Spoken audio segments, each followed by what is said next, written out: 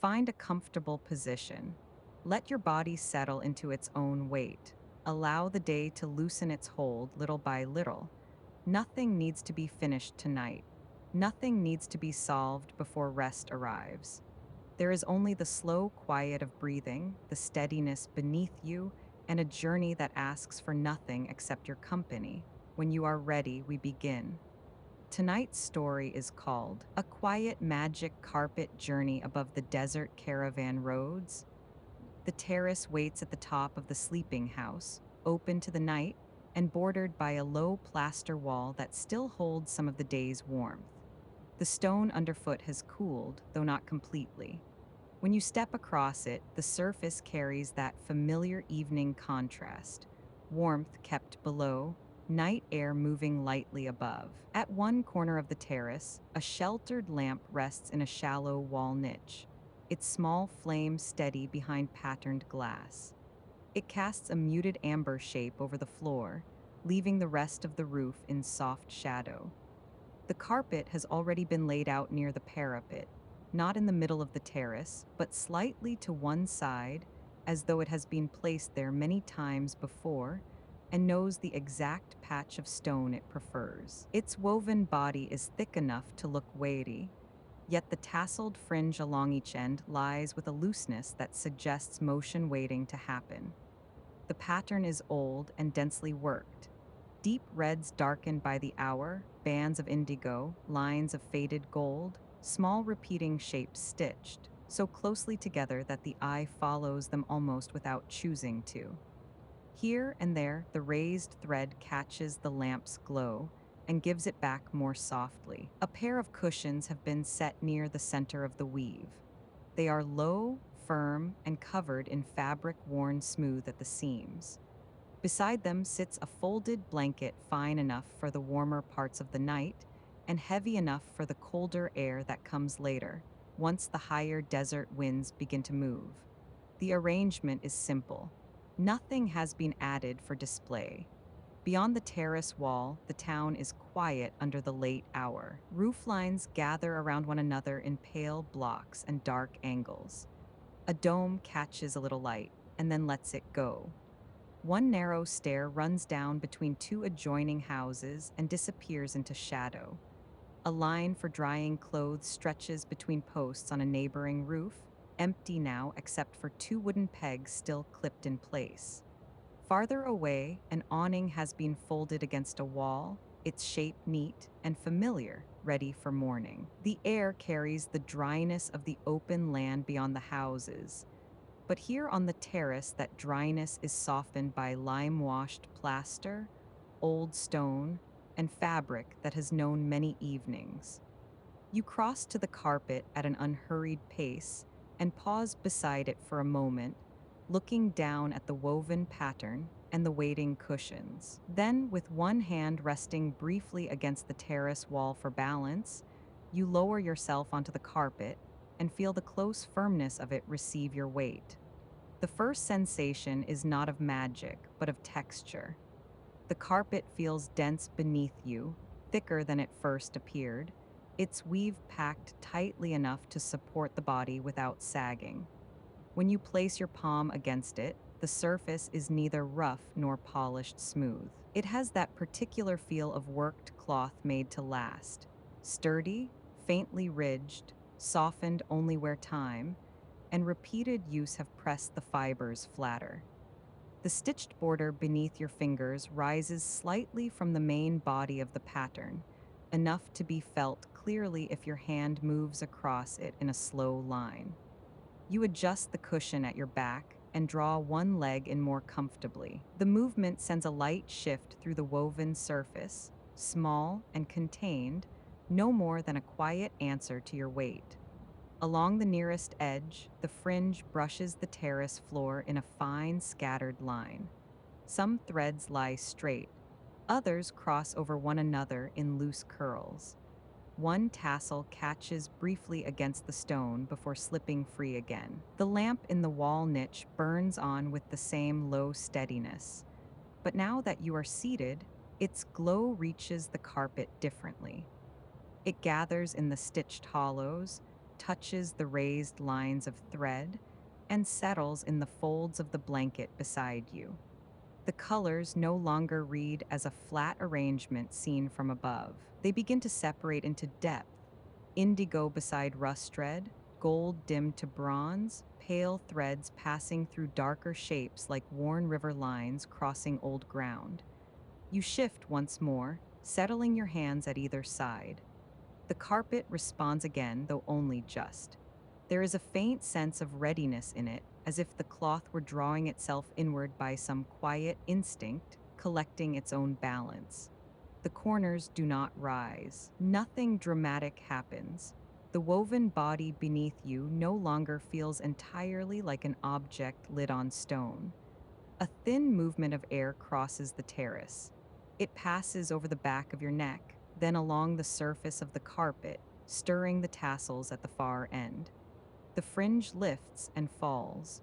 One edge of the blanket shifts by less than an inch. Beyond the parapet, the town remains unchanged. Silent roof lines, closed awnings, the still geometry of walls and stairs. You rest your hand once more against the stitched border. After a few moments, the change begins. It starts as a light release. The woven surface beneath you grows fractionally less fixed against the terrace stone. The contact remains, though more lightly, as though the weight of the carpet has begun to loosen from the floor one thread at a time. Along the far edge, the fringe stirs again. This time it does not merely shift and fall back. It lifts, hovers for a breath, and then settles in a slightly different line. Your hand remains near the stitched border. The cushion at your back holds its place. The blanket beside you barely moves. Then the terrace begins to lower. At first, it does not seem like rising at all. It feels more like the stone has withdrawn by the smallest degree, leaving a little more air between the carpet and the roof. The parapet no longer sits at quite the same height beside you. The lamp niche, with its dim amber flame behind patterned glass, slips gently downward until it rests just below the level of your shoulder. The carpet stays level beneath you. Its lift is so even that the body accepts the motion at once. The roof around you starts to open into a wider shape. The plastered floor of the terrace becomes a pale square. The low wall that enclosed it a moment ago now outlines it neatly against the darker roofs around it. Nearby chimney tops emerge more clearly, their shadows stretching in narrow bars. A water jar set close to a wall reflects one small mark of light and then loses it again. On the neighboring roof, the empty washing line runs from post to post above a sleeping patch of stone, the two forgotten pegs still fixed where they were left. A folded awning leans against one wall below. A short stair turns out of sight between adjoining houses. A small rooftop table, hardly noticed before, now stands revealed beside a cluster of stacked stools. Each thing remains exactly where it was. Only your distance from it has changed. The night air feels cooler here. It moves more freely across your face, and hands, no longer interrupted by walls at quite the same closeness. The warmth stored in the terrace stones is already beginning to fade from your awareness. In its place comes the clearer dryness of the open dark above the town, touched by dust, plaster, and the faint mineral scent carried from the wider land beyond the houses. The carpet rises past the height of the neighboring roofs.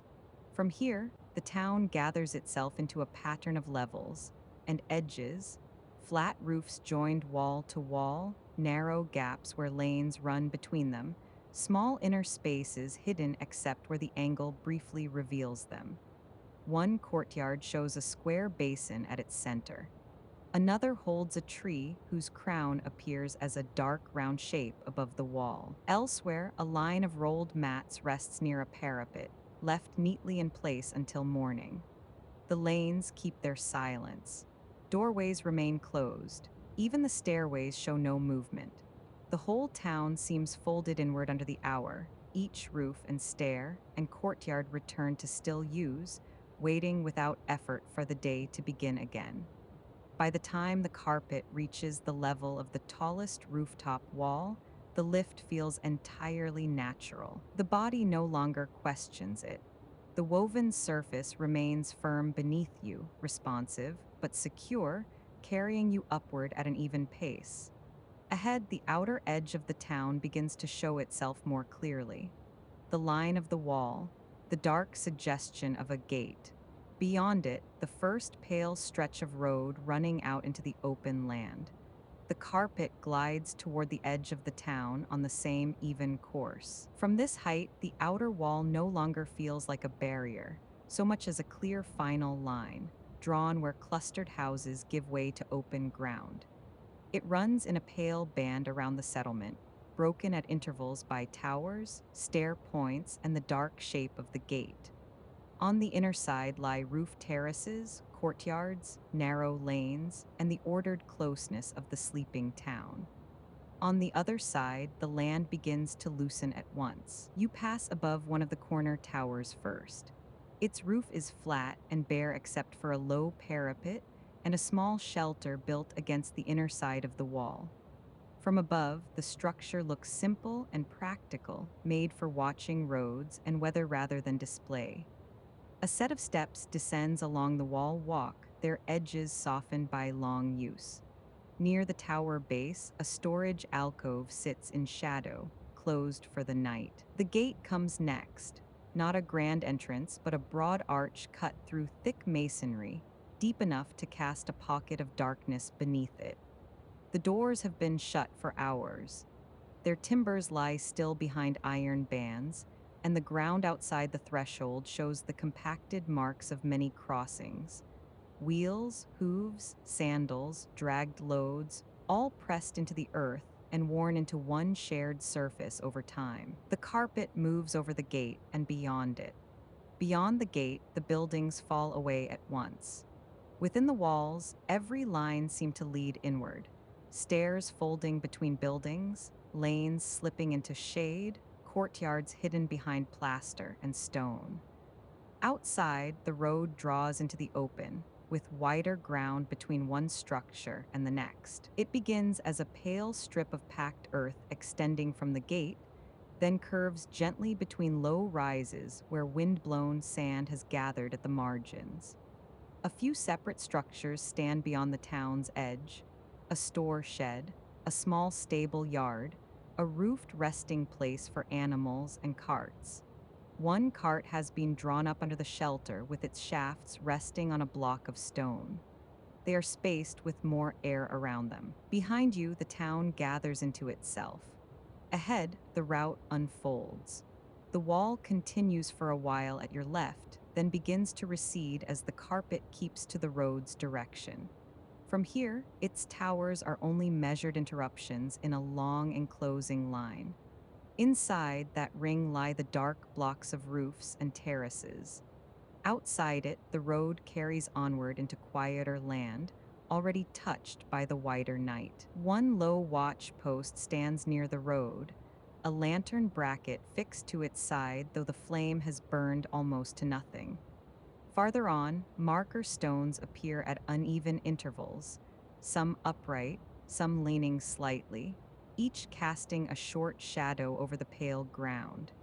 The road itself is not empty of use. Even at this hour, it holds the signs of passage: parallel tracks pressed by wheels, edges marked by many feet, the faint overlap of hoofprints where caravans have gone in and out through the gate in patient succession. The air changes here as well. It no longer carries the retained warmth of enclosed roofs and walls in the same way. Here there is more room for it to move. It comes cleaner across your face, cooler and drier, touched now by open sand and stone rather than courtyards and plaster. The shift is slight but clear enough to notice. The carpet remains level beneath you. No jolt runs through it. No sudden pull disturbs the body. It carries you over the last strong line of settlement and out above the pale road where the ground lies more open and the markers stand farther apart. Before long, the gate and wall are no longer beside you, but behind. Only the route remains ahead, pale against the darker land, leading outward into the desert caravan roads. Now that the wall has fallen behind, the road begins to show itself properly. From above, it appears as a pale strip laid across darker ground, its course shaped less by design than by long use. It is lighter than the land around it, worn flatter through the middle, softer at the edges where sand has begun to gather. The carpet follows that pale course without wavering. Beneath you, the woven surface stays level and firm. Ahead, the road curves between low rises of earth and firmer patches of stone, choosing the easiest ground as it goes. In one stretch, it widens enough for carts to pass comfortably. In another, it narrows and turns, guided by the shape of the land rather than cutting across it. Its history can be read in the surface. Parallel wheel marks run through one section in long faded lines. Farther on, they break apart where the ground hardens, giving way to overlapping hoofprints pressed into softer earth. At the margins, many feet have widened the borders into flattened paths where travelers have walked beside loaded animals and creaking carts. A marker stone stands at one side of the route. It is not large, only a shaped block set upright, but from here its shadow makes it easy to find. Wind has smoothed its upper face. Lower down, the stone still holds the roughness left by tools. A little farther on, another marker leans at a slight angle, with sand drifted up against its base. The road bends between two low ridges. At their feet, the wind has swept sand inward in shallow crescents. The center line remains clear, compacted by repeated passage, while the margins blur and soften. Fresh tracks would pass over old ones here. A cart would press new grooves into the worn earth. A camel train would leave another chain of hollows across marks not yet erased. The route is never entirely fixed, yet it never fully disappears. It is renewed each time it is used. The carpet glides on above it. In one section, the wheel lines catch enough light to stand out clearly, with a darker strip of raised ground between them. In another, the path is marked mostly by hooves, close set and orderly, as though a caravan has passed at an even pace and left the record of its movement behind. Near a bend, one dragged line cuts diagonally across the packed earth, where some shifting load must have slipped and then been drawn back into place. Beyond the margins, the ground is rougher. A few stones sit just clear of the route, one pushed aside, another two deeply set to move. Sparse scrub clings to firmer patches of earth. Near one marker lies a weathered piece of wood, dry and pale, perhaps once part of a crate or handle, now left where it fell. The air feels cooler here than it did above the town. The scent of plaster and roof stone has faded. In its place comes the dryness of open ground, touched by dust, mineral earth, and the faint, chalky trace of old stone cooling after the day's heat. Behind you, the settlement has reduced to a pale shape in the distance. Ahead, only the road remains. It bends onward through widening land, carrying the marks of trade, travel, return, and departure, while the carpet keeps to its patient course above it. Before long, the first caravan comes into view. At first, it appears only as a change in the road's pattern, a darker interruption laid across the pale track ahead. Then the separate shapes begin to resolve, animals moving in line, loads rising and falling with each step, and one dim lamp traveling among them like a slow ember carried through the open dark. The carpet does not descend. It keeps its calm height above the route, close enough to see the order of the movement below, yet far enough not to disturb it. The caravan stretches longer than it first seemed. At the front walks a lead animal with a rope line trailing back to the next, and then the next again, each shape following with the same measured pace. Their bodies sway gently beneath bundled goods tied high across their backs. Cloth-wrapped loads hang on either side, balanced with care, their edges softened by use and dust. Nothing in the line is hurried. Each step is placed with the same quiet certainty as the one before it. From this height, the movement has its own rhythm. A foreleg presses forward, weight shifts, a load settles, then the next body follows into the same pattern. The road carries that rhythm onward, and the caravan answers it without resistance. A bell hangs from one harness near the front. It does not ring constantly. It gives a single muted note now, and then only when the animal's motion catches it at the right angle. The sound does not travel far, but from above it seems to mark the pace more than announce it. A small metal note dropped into the wider hush and quickly absorbed by it. Between the animals walk a few figures wrapped in long layers against the cooling air.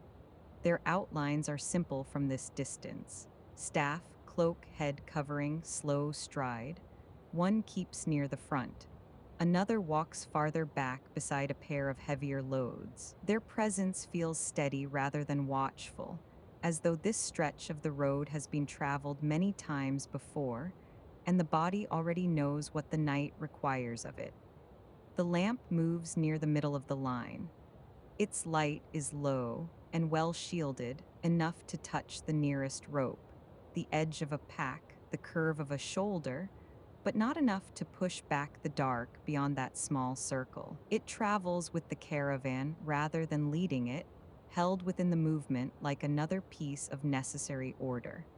The carpet keeps pace for a little while. Below, the footprints gather one after another into the packed earth. New impressions settle over older ones. Hooves press their paired shapes into softer patches, then pass onto firmer ground where the marks grow fainter again. Here and there, a trailing cord or strap leaves a brief line beside the prints before lifting clear. The loads tell their own quiet story. Rolled rugs are tied beside wooden chests. Narrow baskets hang behind folded cloths. A bundle of poles runs lengthwise along one side of a pack, smoothed by handling and travel. One water skin catches a faint trace of light and then returns to shadow. Everything has been placed with care, arranged not for display, but for balance, distance, and use. For a time, the carpet travels almost level with the center of the line, not close enough to feel companionable in any obvious way, only near enough for the shared pace to become clear. The caravan does not look up. It does not need to. It continues with the same measured progress, moving through the dark by memory, by repetition, by the old trust between road, animal, load, and traveler. Then, almost without your noticing at first, the carpet begins to edge ahead. The lamp falls a little farther behind. The bell sounds once more, fainter now. The line stretches back along the pale track, orderly and unbroken, while the road carries forward into the next reach of open ground. The caravan recedes behind you, and the road begins to show a different kind of order. Here, the way is not held only by tracks and memory. It is marked. At one side of the pale ground stands a post with an iron bracket fixed near the top. A lantern hangs from it in a simple frame, its glass darkened slightly by soot. The flame inside has burned low, no brighter than a sheltered coal, yet it is enough to place a small amber shape beside the route and make the post easy to find from a distance. Farther on, another stands waiting. The carpet keeps to the line they form. From above, the spacing between them becomes part of the road itself, as important as the worn center path or the compacted margins. One lamp appears, then the next, then a marker stone without a light, then another post with an empty hook where a lantern has already been taken down or gone dark for the night. Not every guide along the road is the same. Some are carved stones set upright at the edge of the route, their faces worn by years of grit and weather. Some are timber posts sunk deep into firmer ground, their lower halves thick with dust, their upper ironwork dulled by air and use. One has a strip of faded cloth tied just beneath the bracket, lifted now, and then by the passing night breeze. Another leans slightly, though it still holds its place. The road bends past them in a patient sequence. At each marker, sand gathers differently. On the windward side, the ground is more exposed. On the sheltered side, pale drifts collect in narrow crescents against wood or stone. The movement of air has been riding itself here for years, shaping every base, every shadow, every small ridge that forms where the route meets the open land beside it. The carpet passes over a low cairn built from stacked stones. Its shape is simple, no higher than a traveler's waist, but each rock has been placed with care. Larger pieces form the base. Flatter ones narrow toward the top. In daylight, it would cast a useful shadow. Under the night sky, it holds its place by outline alone, a dark, steady form at the road's edge where the land might otherwise seem all one surface. A little farther on stands a marker stone with cut lines still visible across its face.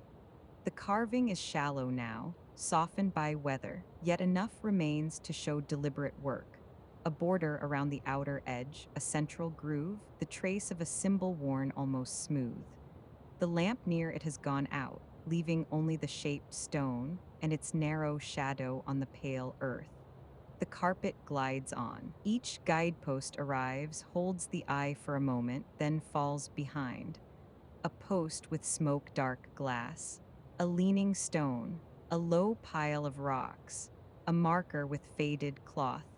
Together they give the road its rhythm in another form, not through movement this time, but through placement. Each one stands where someone judged it useful for the next traveler, and each one answers the same simple need: to keep the way readable when the land grows wide and the light grows thin. The air around them feels slightly cooler than it did near the caravan. There is no lamp traveling with you now, no bell note rising at intervals from a harness below. Only the road, the guides set beside it, and the soft onward motion of the carpet above them. At last, the posts begin to stand farther apart. The pale route still holds together beneath you, but the spaces between its markers lengthen, and the land around it starts to look less tended. Beyond the next rise, the track will depend more on traces left in the ground than on anything built to point the way. For now, though, the road remains quietly held between these scattered signs of care, and the carpet follows their line into the next stretch of open country. Beyond the last of the nearer markers, the land begins to shift. The road does not vanish, but its edges grow less fixed, and the surface around it starts to change under the slow work of wind. Low dunes press in from either side, not high enough to hide the route, only enough to soften it.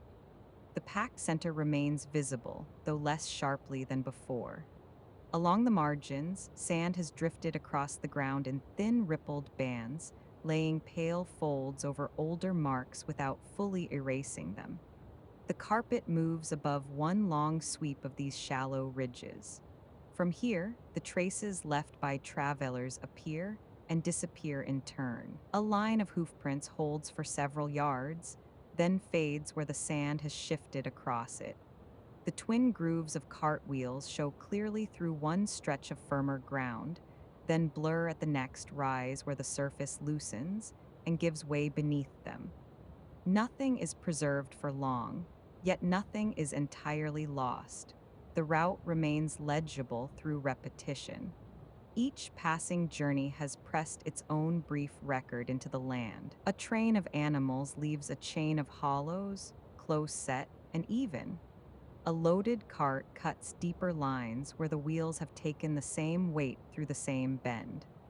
At the edges, the marks of feet widen and scatter where travelers have stepped aside from the harder center or chosen easier ground along the slope.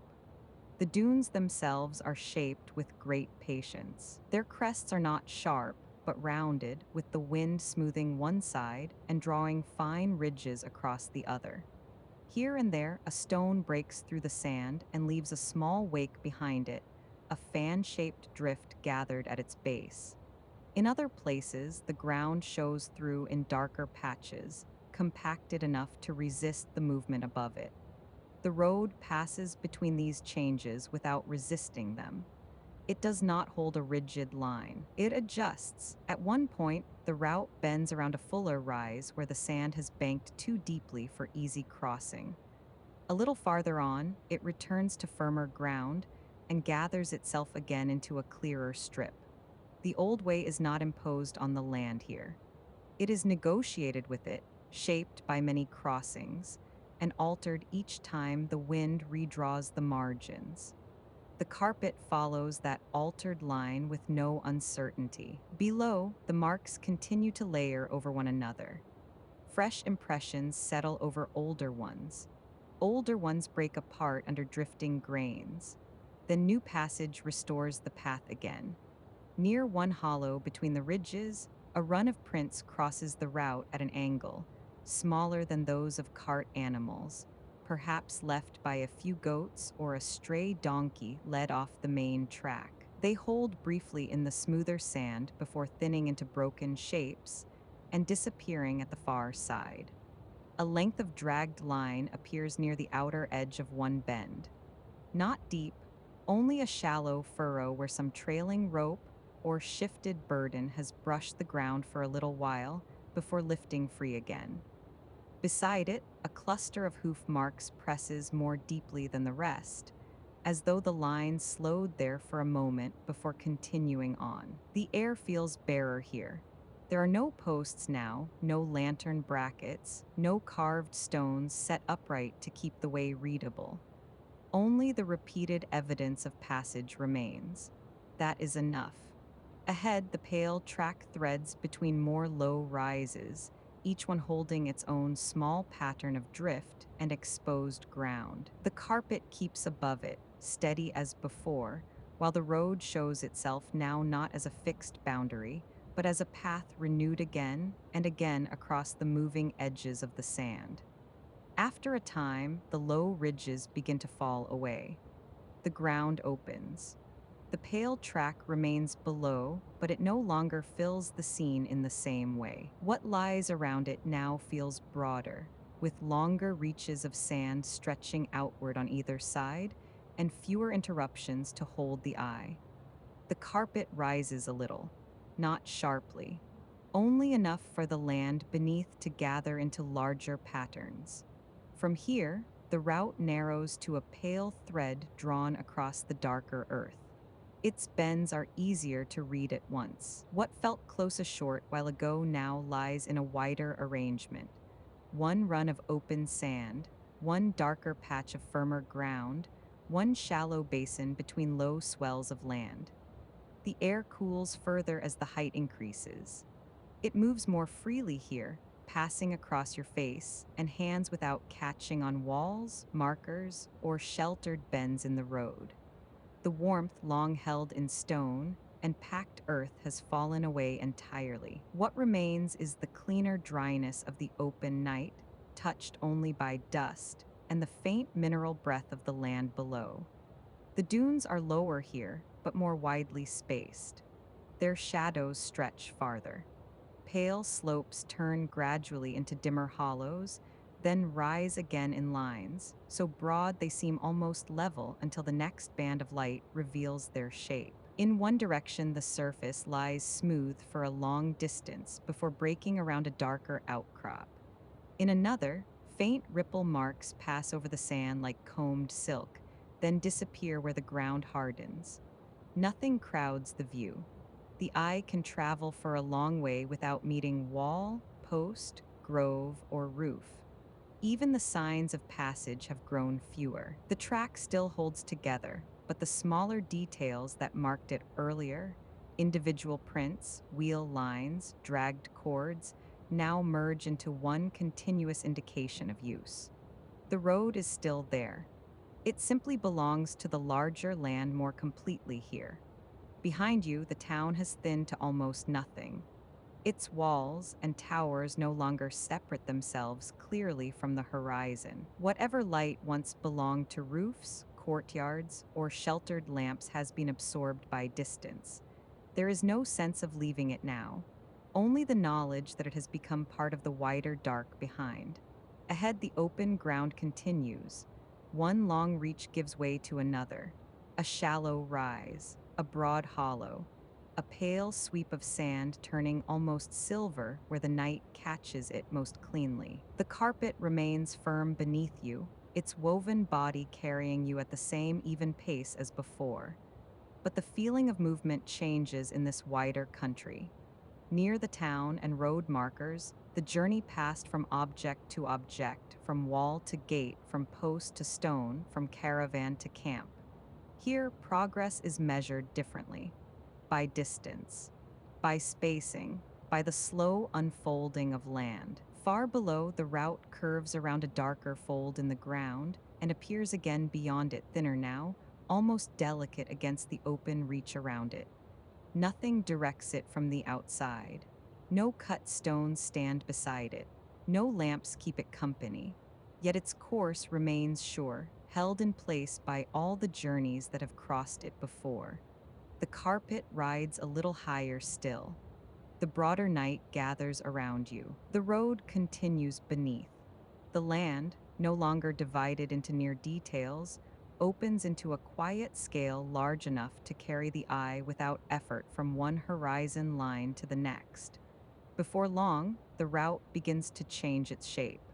What had seemed a single pale course from a distance now separates into several lines, each one taking a slightly different way across the ground. None of them strays far. They part, hold apart for a while, then draw toward one another again farther on. From this height, the pattern is easy to follow. One branch keeps to firmer earth, where the surface darkens and the marks of passing remain lighter and more continuous. Another curves outward around a shallow bank of sand that has gathered across the easier ground. A third runs briefly between them, narrower than the others, as though made by lighter passage or by travelers choosing a shorter line when the land allowed it. The carpet follows above these divided tracks without needing to choose between them. Below, the lines cross the same country in slightly different ways. One bends around a low rise. One cuts through a flatter hollow. One narrows where stone pushes close beneath the surface, then broadens again once the ground loosens. Taken together, they show how the road is held here, not by one fixed strip, but by many remembered decisions laid over time. The land itself explains the change.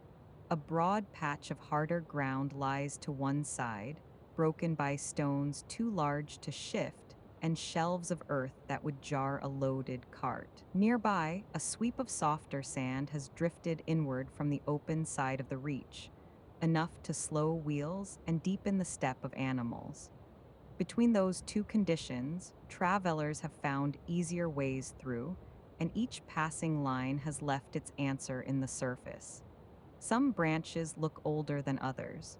Their marks are faint, their edges softened, their curves drawn wide by repeated use. Others appear fresher, more sharply pressed into the ground, as though recent passage has favored them for a time. One line shows a stronger pair of wheel grooves. Another carries mostly the close-set hollows of hooves. Farther out, a narrow crossing bears lighter prints, perhaps made by those traveling on foot with less to carry. For a while, the divided paths run almost side by side. Then the spacing widens. A pale strip of sand lies between one pair. A darker band of compacted earth separates another. From above, the scene resembles braided threads laid across the land, each strand distinct for a time, each one part of the same larger course. Nothing about it feels uncertain.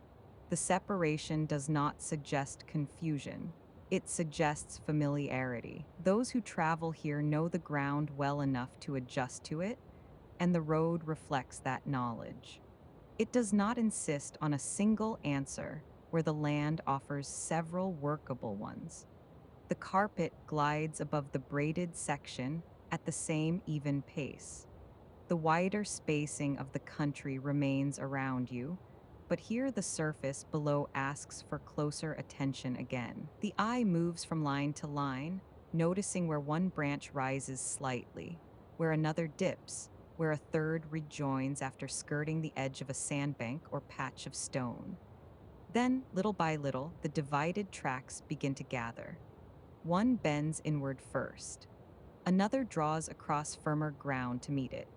The narrow outer line continues alone for a few moments longer, then returns as well, its marks merging into the more worn center course. Soon the road is one line again, not because the land has changed entirely, but because this stretch no longer asks for several answers. The surface ahead lies flatter, with fewer obstacles set in its way, and the separate choices made by earlier travelers resolve back into a single shared route. The carpet keeps above that joined course as it carries on through the open dark, leaving behind the brief braided section where the road had divided, and then, with quiet certainty, found itself whole again. Ahead, a small encampment appears beside the road, not large enough to be called a settlement, only a gathered resting place arranged for the night and left undisturbed beneath the open sky. The carpet does not lower. It keeps its calm height above the halted line of travel, letting the whole shape of the camp come into view at once. A few tents stand in a loose half circle, their dark fabric held by ropes drawn taut into the ground. Between them lie stacked bundles, folded cloths, and the low shapes of goods set down in careful order. Nothing has been left where it fell. Even from above, the pause has structure. At one side of the encampment, several animals rest together. Some remain standing with their heads lowered, their legs held in that patient stillness that belongs to creatures used to long roads. Others are folded down upon the ground, their loads removed and set nearby beneath covering cloths. The open spaces between them have been kept clear, giving each shape room without breaking the sense of the line. Near the center, a bed of coals lies under a soft layer of ash. No flames rise from it now. Only a faint warmth remains in the darkened patch, with one hidden ember showing itself briefly when the air moves across it. Beside it stands a blackened pot, its rounded side catching almost no light at all. A water jar has been set a little farther off, near a rolled mat, and a pair of low wooden bowls placed upside down on the ground. The road passes close to the camp, but not through it. The resting place has been made just beyond the harder center track, where the ground is flatter and less exposed to passing wheels or hooves. At the margins, the marks of arrival still hold, deeper prints where loads were shifted down, a cluster of steps near the animals, one dragged line where a bundle was moved from the road edge toward the tents. Everything now has gone still within its own place. A rope line between two posts, a folded saddle cloth resting over a pack, a leather water skin laid beside a chest, a lantern, unlit, hanging from a peg driven into the ground. The carpet glides above these ordered details without interruption. What stands out is not human activity, but its completion. The work of halting, unloading, arranging, tethering, and preparing has already been done. What remains is the shape that work has left behind. A camp made quiet by use, each object set where it belongs until morning calls it into motion again. At the outer edge of the resting place, a small windbreak of piled goods has been formed beside one tent. Beyond it, the ground opens at once back into the broader reach of the desert road. The contrast is gentle but clear.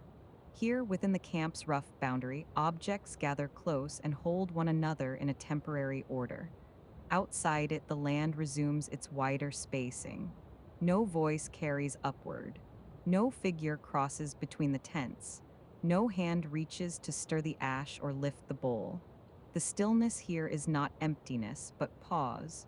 The carpet passes on. Behind you, the low tents, resting animals, and ash-covered coals begin to reduce to simpler shapes, held for a while against the pale ground before the night folds them back into distance. Ahead, the route continues into darker country, carrying you beyond this brief circle of shelter and onward into the next stretch of the road. Gradually, the last signs of the encampment begin to fall away behind you. For a little while, its shape still holds together. The tents remain visible as low, dark forms against the lighter ground. One resting animal lifts briefly above the others as a clearer outline. The ash bed near the center keeps its place as a small, dim patch.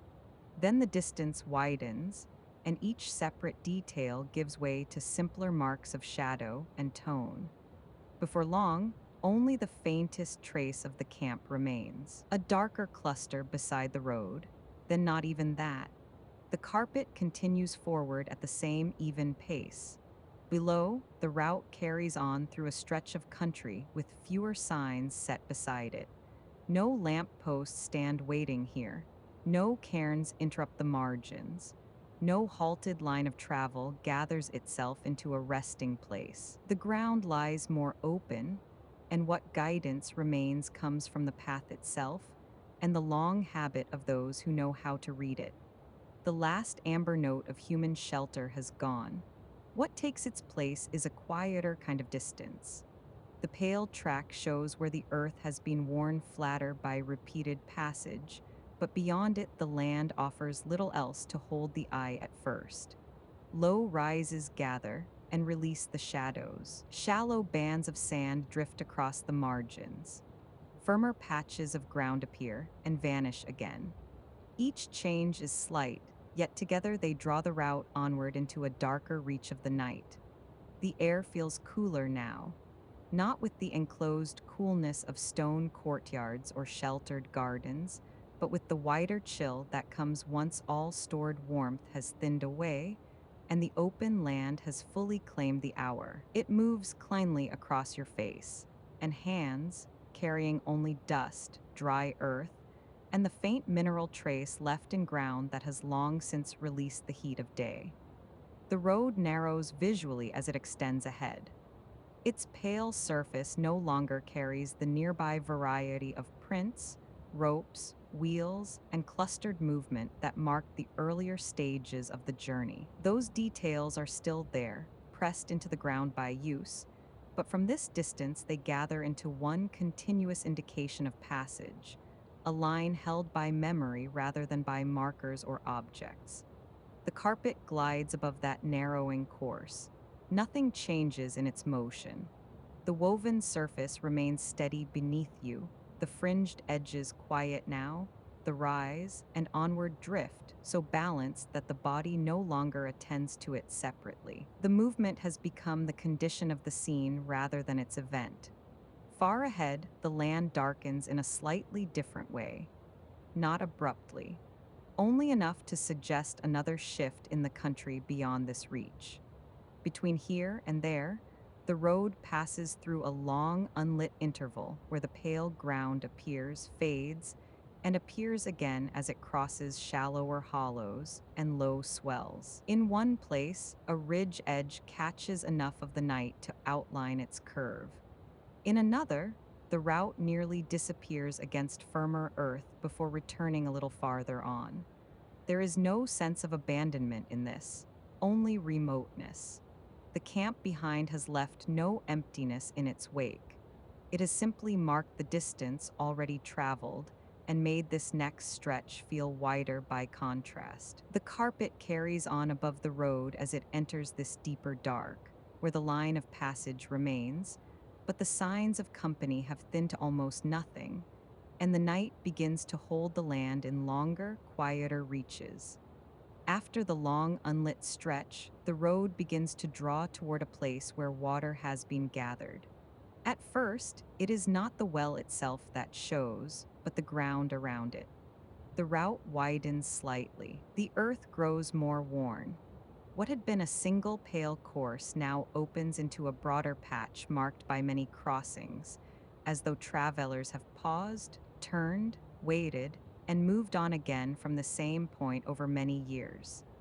Then the well comes into view.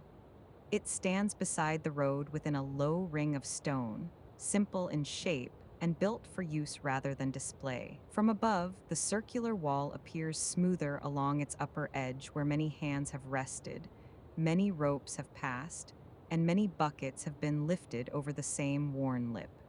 The opening itself is dark, holding its depth without giving anything back. The carpet lowers a little, not enough to disturb the calm of the journey, only enough to let the details gather more clearly. A timber frame rises above one side of the well, its crossbeam cut with shallow grooves where rope has long pressed against the wood. One pulley hangs motionless from an iron hook. The rope below it is coiled now, set neatly beside the stone base rather than left loose across the ground.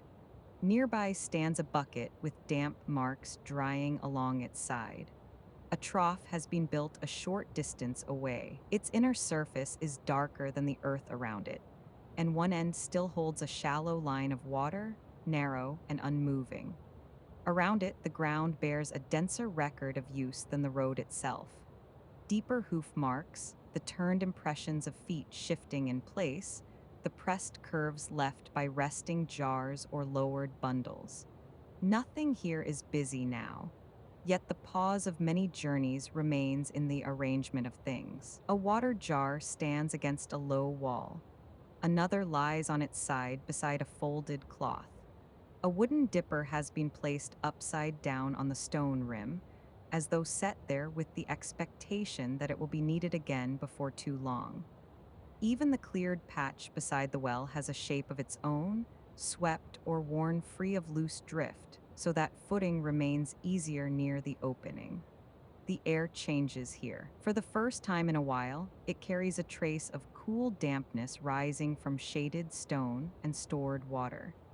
The scent is faint, touched still by dust and dry earth, but altered enough to notice. It softens the harsher dryness of the open road without replacing it. The carpet glides above the well at the same even pace. Below, the road bends slightly around the gathered stonework, as though giving the place the space it has earned. Tracks approach it from more than one direction. Some come directly from the main route. Others angle in from a wider curve, made perhaps by those leading animals toward the trough before joining the road again farther on. At one side of the clearing, a small shelter wall has been built against the wind. It is no more than a short length of masonry with a narrow patch of shade beside it, but its purpose is plain. A traveler could rest there briefly while waiting for the bucket to rise. A jar could be set down out of the stronger dust. A folded pack could lean there until the rope work was done. The well does not interrupt the journey. It gathers it.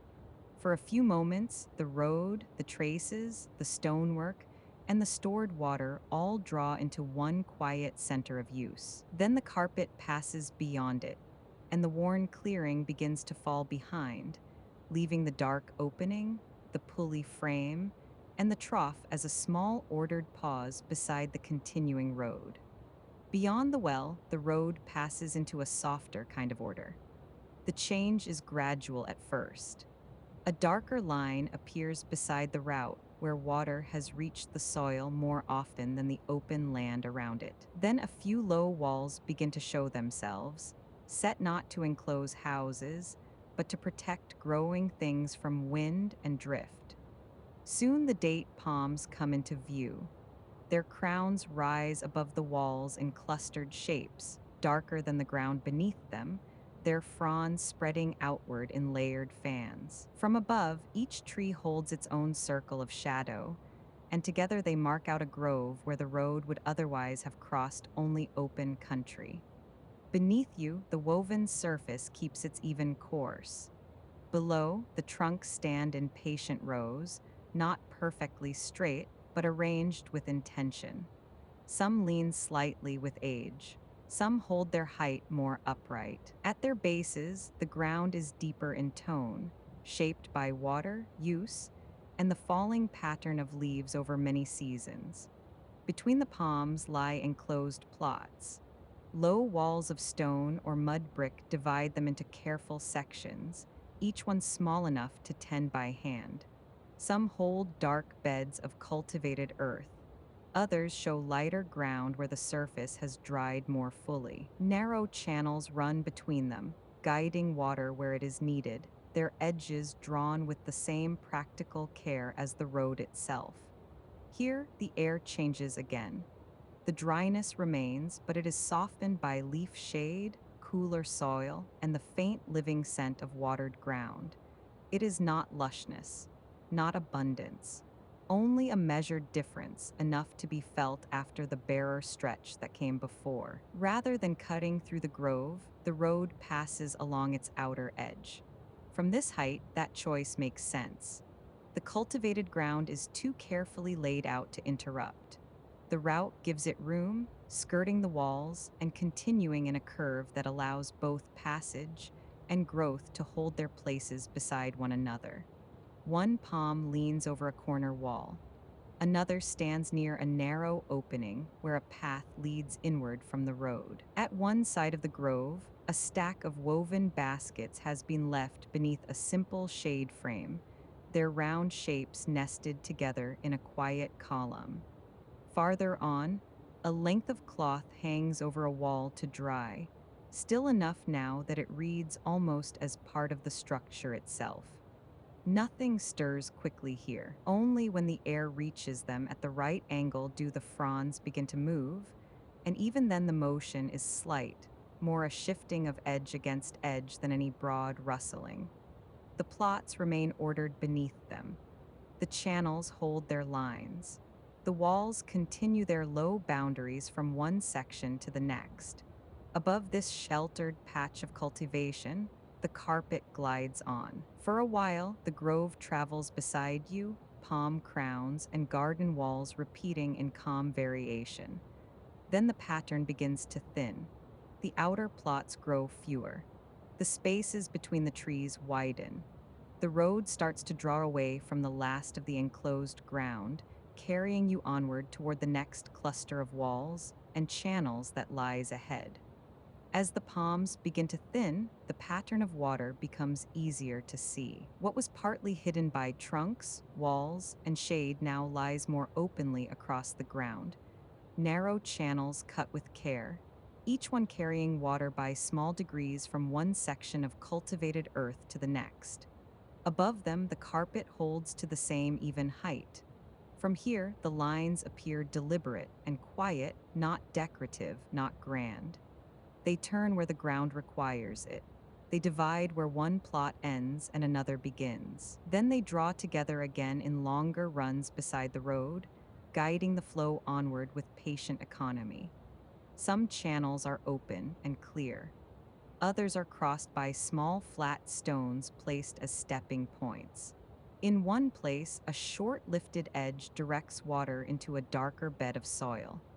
In another, the flow has been turned away, leaving the earth beyond it lighter in tone and beginning to dry at the surface. Nothing here has been made larger than necessary. Low walls hold their lines. The cuts in the ground remain narrow. Even the water keeps close to its course, moving in slim dark lines rather than broad shining surfaces. That restraint gives the whole place its order. For a while, the road runs beside this work, and from above the two systems seem to answer one another. One carries movement across the land, the other carries water through it. Each follows the shape of the ground. Each has been adjusted by use. A mud brick boundary marks the edge of one larger plot. Its upper line is uneven in places, worn slightly by time and weather, yet still strong enough to hold its shape. Beside it, the channel bends at a careful angle and continues between beds where the soil shows a richer dark brown color than the dry earth beyond the cultivated edge. At one crossing, a small board has been set into place to guide the flow.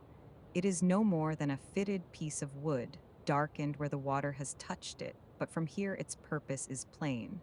The line behind it holds fuller. The line beyond it runs more lightly. Somewhere below, the ground is being given only what it needs for now. Onward, the carpet glides. A little farther ahead, the channels grow more intricate for a time. They split, they rejoin. One passes under a tiny bridge of stone slabs leading from the road toward an inner plot.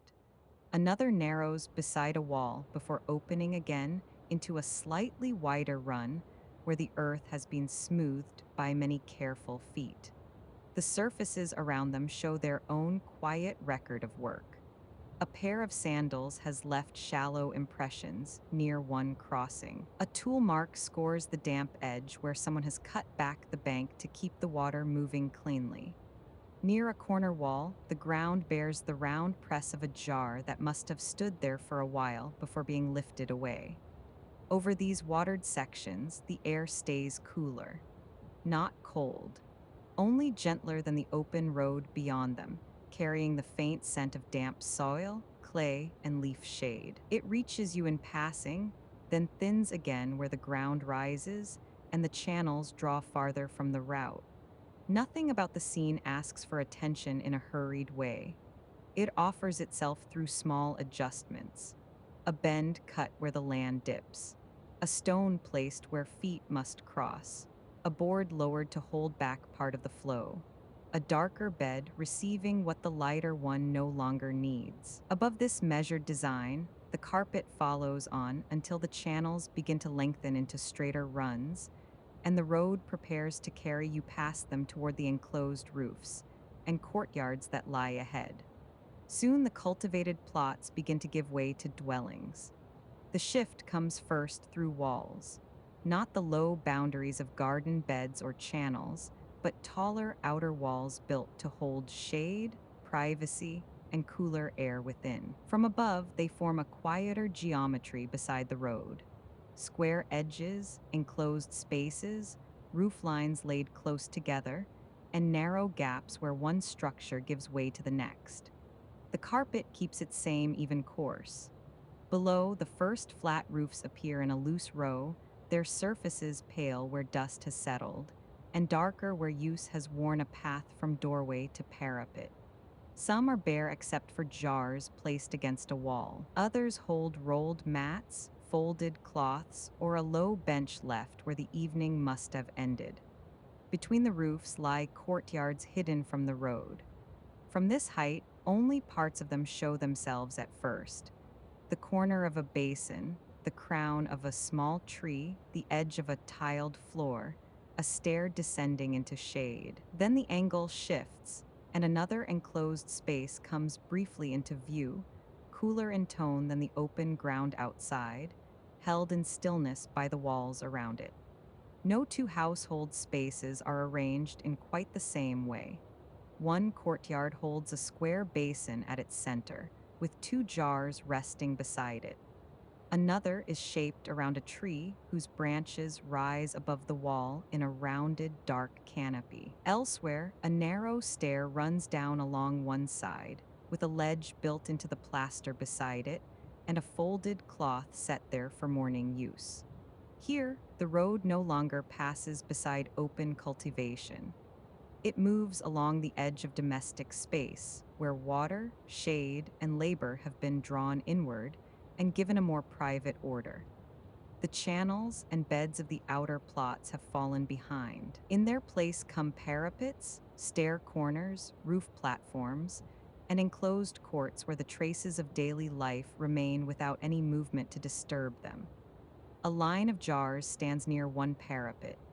Beside another wall, a rolled sleeping mat has been tied with cord and left under a strip of shade. Farther on, a wooden frame supports an empty drying line, its pegs still fixed where cloth had hung earlier in the day. Near one stairhead, a pair of sandals rests side by side, turned neatly toward the wall rather than the open roof. The air feels different here as well. It carries the faint coolness that gathers where stone, plaster, and shaded water have held back the day's heat more successfully than the open ground beyond. Dust is still present. Dryness remains, yet both are softened by enclosure. Above it all, the carpet glides without hurry. The road, the walls, and the roofs keep pace beneath you in a calm sequence. One courtyard gives way to the next. One stair, one basin, one tree, one stretch of parapet. The pattern does not repeat exactly, but it rhymes from house to house, each enclosed space shaped by the same needs and adjusted to its own corner of ground. Then the dwellings begin to gather more closely. The spaces between outer walls shorten. Roof lines draw nearer to one another. What had been a scattered edge of homes now starts to suggest the beginning of a more settled cluster ahead, where the road will pass from these quiet household courts into a denser arrangement of lanes, yards, and sleeping rooms. What had been a scattered edge of dwellings now begins to gather into the working outskirts of a market settlement.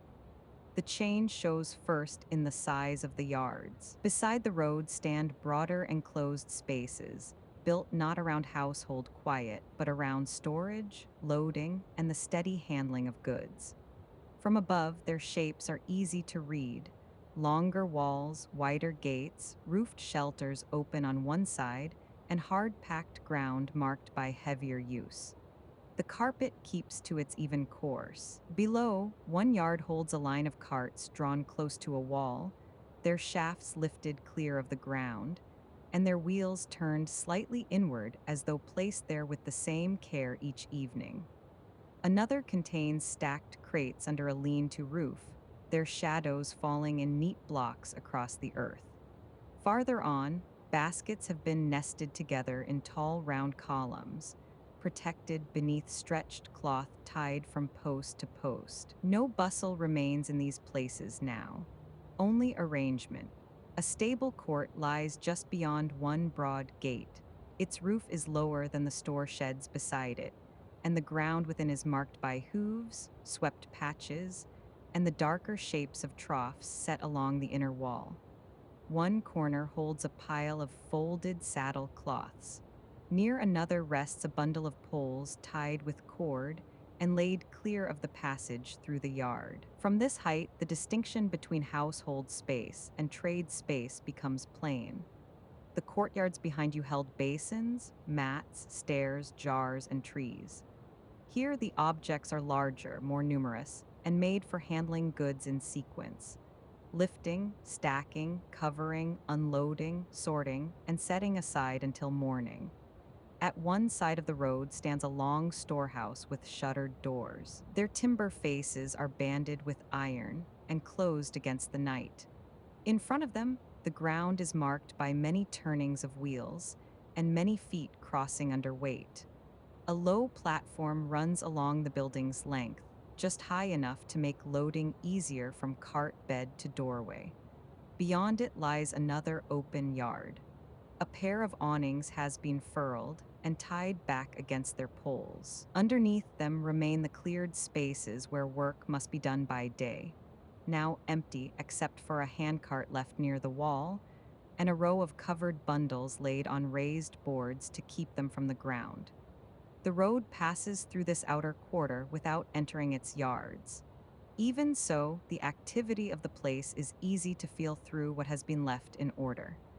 Every wall, gate, platform, and shelter speaks of repeated use. Nothing appears temporary. Nothing has been dropped without thought. The whole district seems shaped by the same quiet intelligence as the road itself, adjusted over time to movement, weight, weather, and return. Over these wider yards, the air changes again. It carries dust, timber, dry rope, old grain, leather, and the faint settled scent left by animals now at rest behind walls. None of it rises strongly. It simply belongs here, part of the material life of a place where trade pauses for the night without losing its form. Ahead, the buildings begin to draw closer together. The outer yards still hold their breadth, but beyond them, the lines of walls and roofs suggest a denser arrangement waiting farther on. The carpet glides above this working edge of the settlement, passing over gates, shelters, carts, and shuttered storehouses as the road leads onward toward the sleeping market itself. Beyond the yards and storehouses, the road reaches the market itself. By day, this would be the busiest part of the settlement. Now it lies folded in on itself, its work complete, its structures resting in the forms they keep when no hands are using them. The carpet glides above the first row of stalls. Below, awnings have been drawn down and tied in place, their striped cloth hanging in soft, angled lines over wooden frames. Some are stretched flat and close. Others sag a little between their cords, shaped by long use and weather. Beneath them, counters stand empty, their surfaces covered or cleared, ready for morning trade. No goods remain out in display, only the means of display. Shuttered fronts, hanging scales, stacked baskets turned upside down, trestles folded against walls, hooks fixed beneath beams where lamps or wares may hang once the day begins again. The lanes between the stalls are narrow here. From above, they run like channels through the market's sleeping body, dividing one cluster of frames from the next. In some places, the coverings nearly meet across the gap, leaving only a thin strip of open dark between them. In others, the lane widens briefly where a crossing opens into a small square of paving worn smooth by many feet. At one corner, a longer awning has been wrapped around its pole and bound with cord. At another, woven screens have been lowered over the front of a stall, their pattern still visible where the night catches the surface at an angle. A row of timber counters stands beneath them, bare now except for one folded cloth left near the back edge. Nothing here has been abandoned. Everything has been closed. That difference gives the place its calm. Each stall shows the final shape left by careful hands. Cords tied off, shutters fastened, baskets nested, surfaces cleared, coverings secured against dust and weather until the market opens again. The road narrows as it passes through this sleeping order. Not because the ground changes, but because the built forms gather closer on either side. The open spacing of the outer quarter has gone. Here, walls, posts, awnings, and counters hold the eye nearer to the route, giving the passage a more enclosed rhythm as the carpet moves on above it. One stall holds a set of hanging scales at rest. Their shallow pans do not touch one another. They hang level and unmoving, the chains straight in the still air. Nearby, a stack of shallow trays has been set beneath a bench, their round rims catching a faint trace of light before falling back into shadow. Farther on, several crates stand along a wall with a cloth spread over them and weighted at the corners by stones. The scents here are different from the yards behind. Less timber and rope. More dust held in fabric, dried spice caught in wood grain, old fruit sweetness faded into the boards, and the faint dry trace of woven reed and sacking. None of it rises strongly. It clings instead to the market structures themselves, settled into them by years of trade. Above this closed and ordered place, the carpet keeps the same even course. One row of stalls gives way to another. One crossing lane opens, then narrows. One tied awning follows one shuttered counter, then one screened front, then one darkened doorway behind the trade face of the market. For a while, the whole district seems made of repeated closures, each one slightly different, each one carrying the memory of use without any need to show it directly. Then the rows begin to loosen. The market lanes prepare to give way to the quieter inner streets beyond, and the carpet follows on above the last tied awnings and sleeping counters as the settlement shifts once more into a different kind of stillness. Beyond the last of the tied awnings, the settlement changes again. The market gives way to narrower lanes, where trade no longer shapes every wall and opening. Here the spaces feel more inward. The road thins into streets made for feet rather than carts, and the buildings gather close enough that their shadows lie across one another. The carpet keeps to its even course above them. Below, the lanes bend between plastered walls and darkened doorways, their surfaces worn smooth in places by long use. Some sections are paved with flat stone. Others show packed earth marked by many crossings. At intervals, the close run of buildings opens into small inner squares, each one offering a little room within the clustered streets. One square holds a basin at its center. Another has only a low bench built against the wall and a tree rising from one corner, its leaves gathered into a dark shape above the paving. In a third, a shallow set of steps leads up to a doorway framed by worn plaster, while a narrow ledge runs along the wall below it, holding nothing now except shadow. No market structures remain here. No counters, no covered stalls, no stacked trays waiting for morning use. What replaces them is a quieter kind of order, shaped less by exchange than by daily passage in and out of homes, shared wells, shaded corners, and small meeting places within the settlement. The lanes do not run straight for long. They angle around wall corners, widen briefly at a crossing, then narrow again where upper levels or parapets draw the space inward. From above, the pattern feels compact without being crowded. Each turning reveals another short stretch of paving, another doorway, another enclosed opening where the streets make room for a basin, a bench, or a tree. At one bend, a length of cloth has been folded over a parapet wall and left there for the night. At another, a water jar stands in a recessed doorway, its rounded shoulder catching the faintest mark of light before disappearing again into the deeper tone of the entrance. Farther on, a small square of tiles shows through the dimness where one inner court opens briefly to the sky. The air here is cooler than in the market lanes.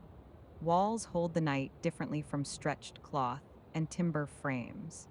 Stone, plaster, and enclosed paving keep a steadier chill, and where a basin or shaded tree stands within a square, that coolness gathers more fully. Dust is still present, but subdued now, settled into the close surfaces of the streets rather than moving freely across open ground. The carpet glides on.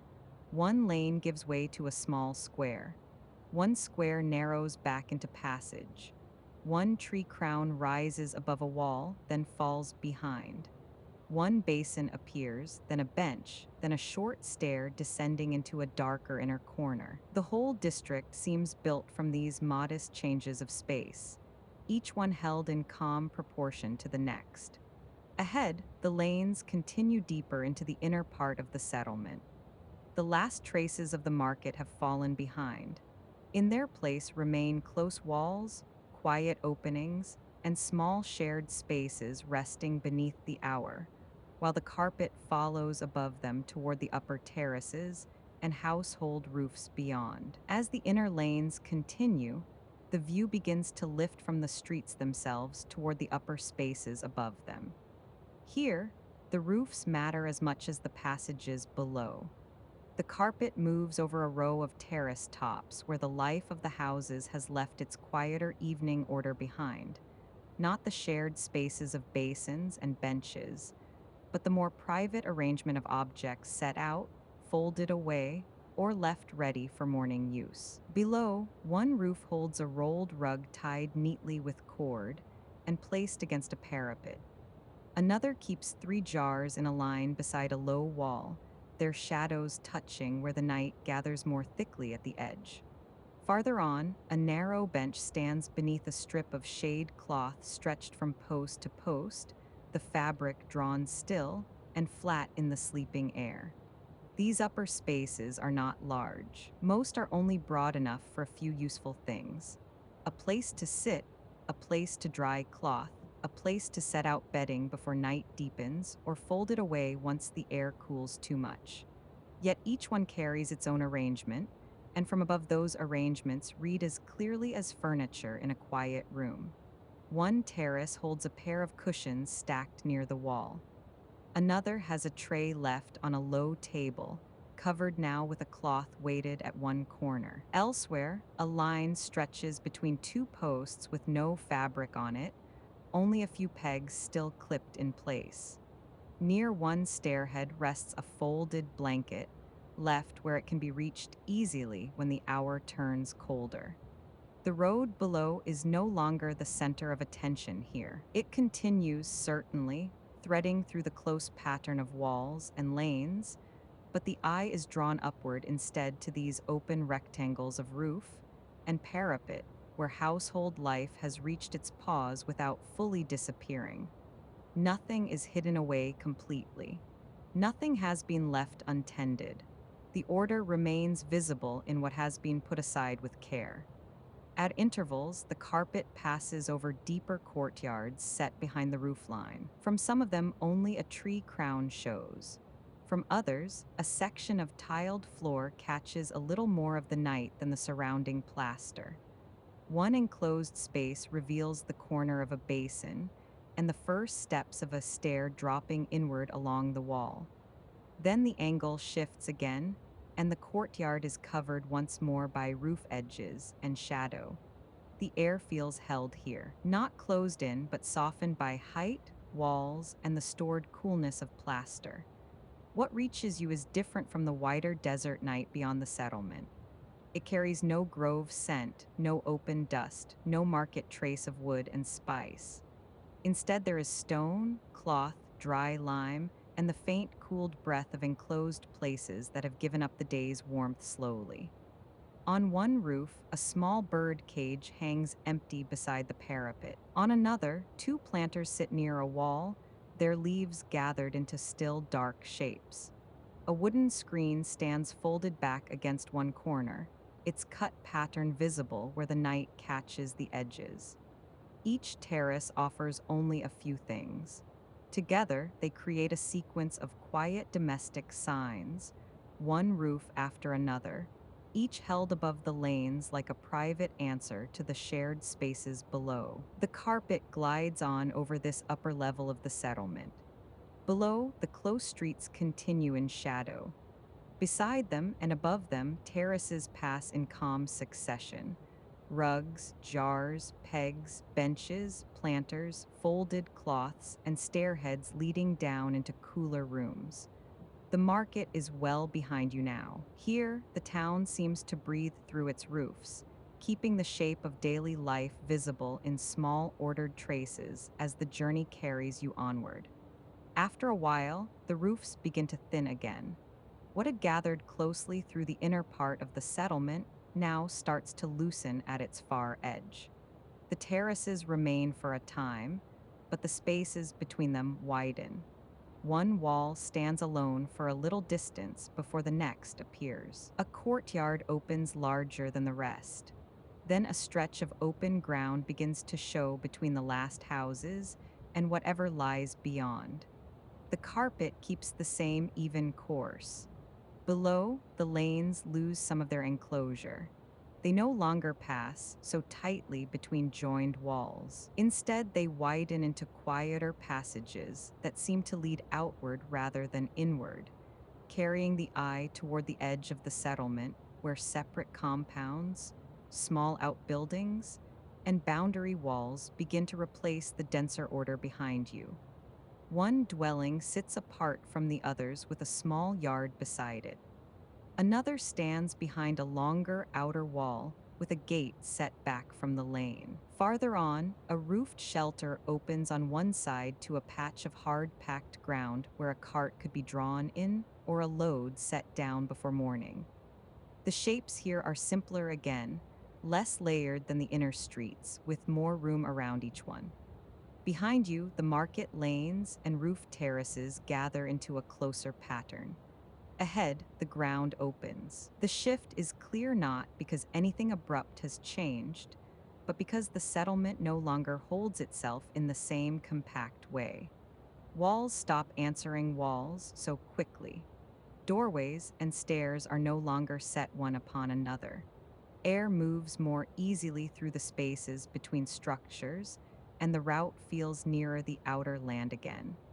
A boundary wall runs beside the road for a little while. Its plaster has weathered to a softer tone than the walls within the settlement, and at one point the upper edge has fallen away slightly, leaving a shallow break through which the corner of an empty yard can be seen.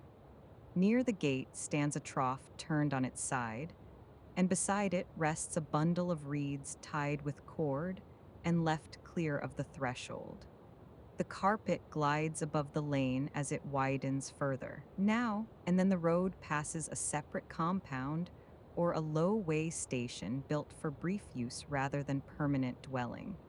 One has a shaded recess facing the route, little more than a bench built into plaster, where a traveler might wait out the stronger heat of day. Another holds a sheltered corner with two jars set against the wall and a broom leaning beside them. No crowds ever belonged to this edge. Even by day, it would have been quieter than the market behind.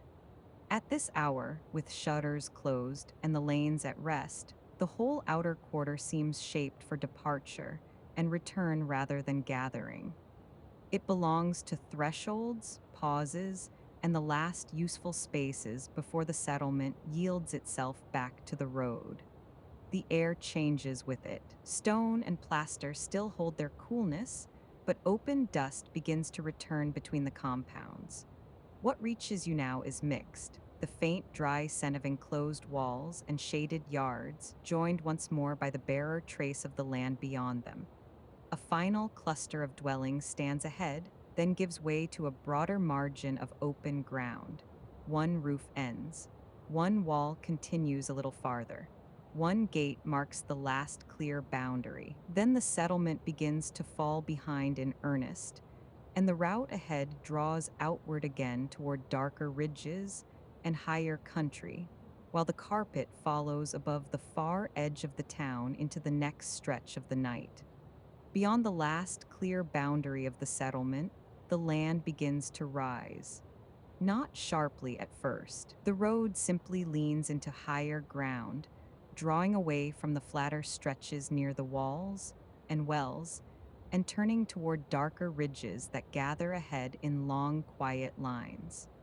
The carpet follows without changing its pace. Below, the route curves around the first lift in the earth rather than climbing straight over it. What seemed level from a distance now shows its shape more clearly. A slope of stone and packed ground, a shelf where the surface hardens, a darker fold where sand has settled into the lee of the rise. The broader country begins to return. Open stretches appear between the ridges, though they feel different now from the low country behind.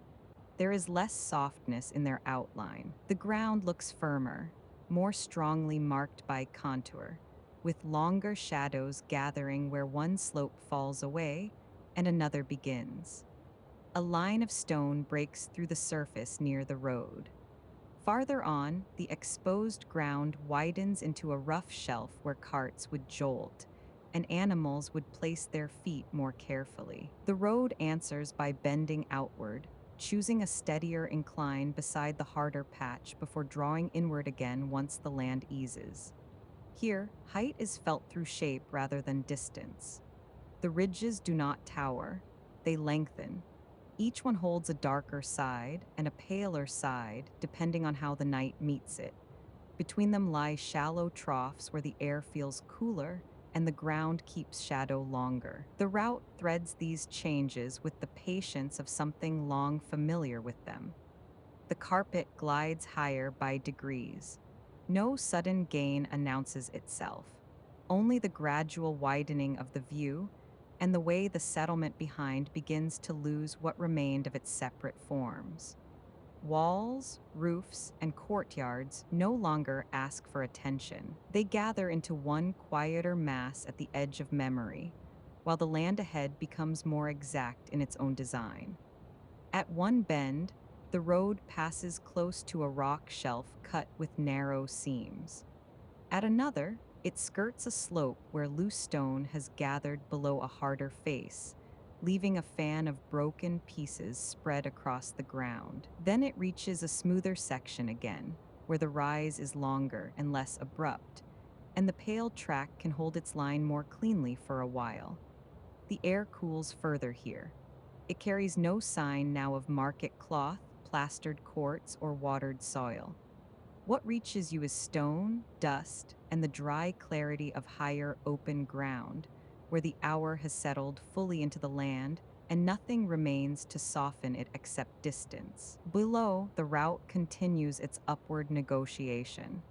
It never presses too directly against the steeper slopes. It keeps to the easier edges, turning where it must, straightening where it can, and taking the ridges not by force but by careful agreement with their shape. That agreement gives this stretch its calm. The road does not resist the land, it reads it. It follows contour, shadow, firmness, and slope, finding the line that asks least of those who travel it. The carpet holds above that line as the ridges lengthen on either side, and the country grows higher, darker, and more strongly formed beneath the night. As the road continues through the higher ground, the wind begins to show itself more clearly in the surface of the land, not as movement alone, as shape. The carpet passes above a long slope where sand has been drawn into thin ridges against exposed stone, each line laid down by the same patient force over many nights and many seasons. What looked dark and simple from farther away now reveals a finer texture. Combed bands, shallow hollows, polished faces of rock, and seams of grit gathered where the ground gives the air something to work against. Below, one stretch of stone lies almost bare. Its surface has been worn smoother than the rougher ground around it, not flat, but gently burnished where dust and sand have passed over it again and again. Along its lower edge, pale grains have collected in narrow folds, arranged so evenly that the eye follows them as naturally as it followed the road. Elsewhere, the land holds the marks of slower accumulation. A hollow at the base of one rise has gathered a deeper pocket of drift. A ledge carries a thin, bright line where sand has lodged against its lip. Behind a larger rock, the ground opens into a curved fan of finer grains, sheltered there until another change of air reshapes it. Nothing in these patterns is hurried. Nothing is random.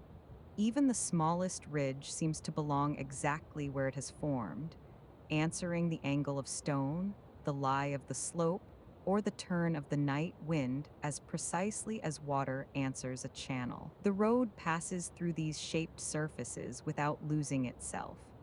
At times, its pale line runs close beside exposed rock. At others, it crosses stretches where the sand has spread more thinly over firmer earth, leaving the route readable through color and pressure rather than edge. One bend narrows beside a polished outcrop. Another widens through a smoother patch where hooves and wheels have pressed the grains flatter than the land around them. The carpet keeps to its calm height above it all. From here, the ridges seem less like obstacles than long sleeping forms laid across the country, with the road moving between them and the wind riding lightly over their backs. Each rise shows a different balance of stone and drift. One keeps a darker face almost bare. Another holds more sand in its folds. A third breaks into shelves and small ledges where grit has gathered in thin, wavering lines. The air feels freer here. It reaches you without passing through walls, groves, or built shelter first.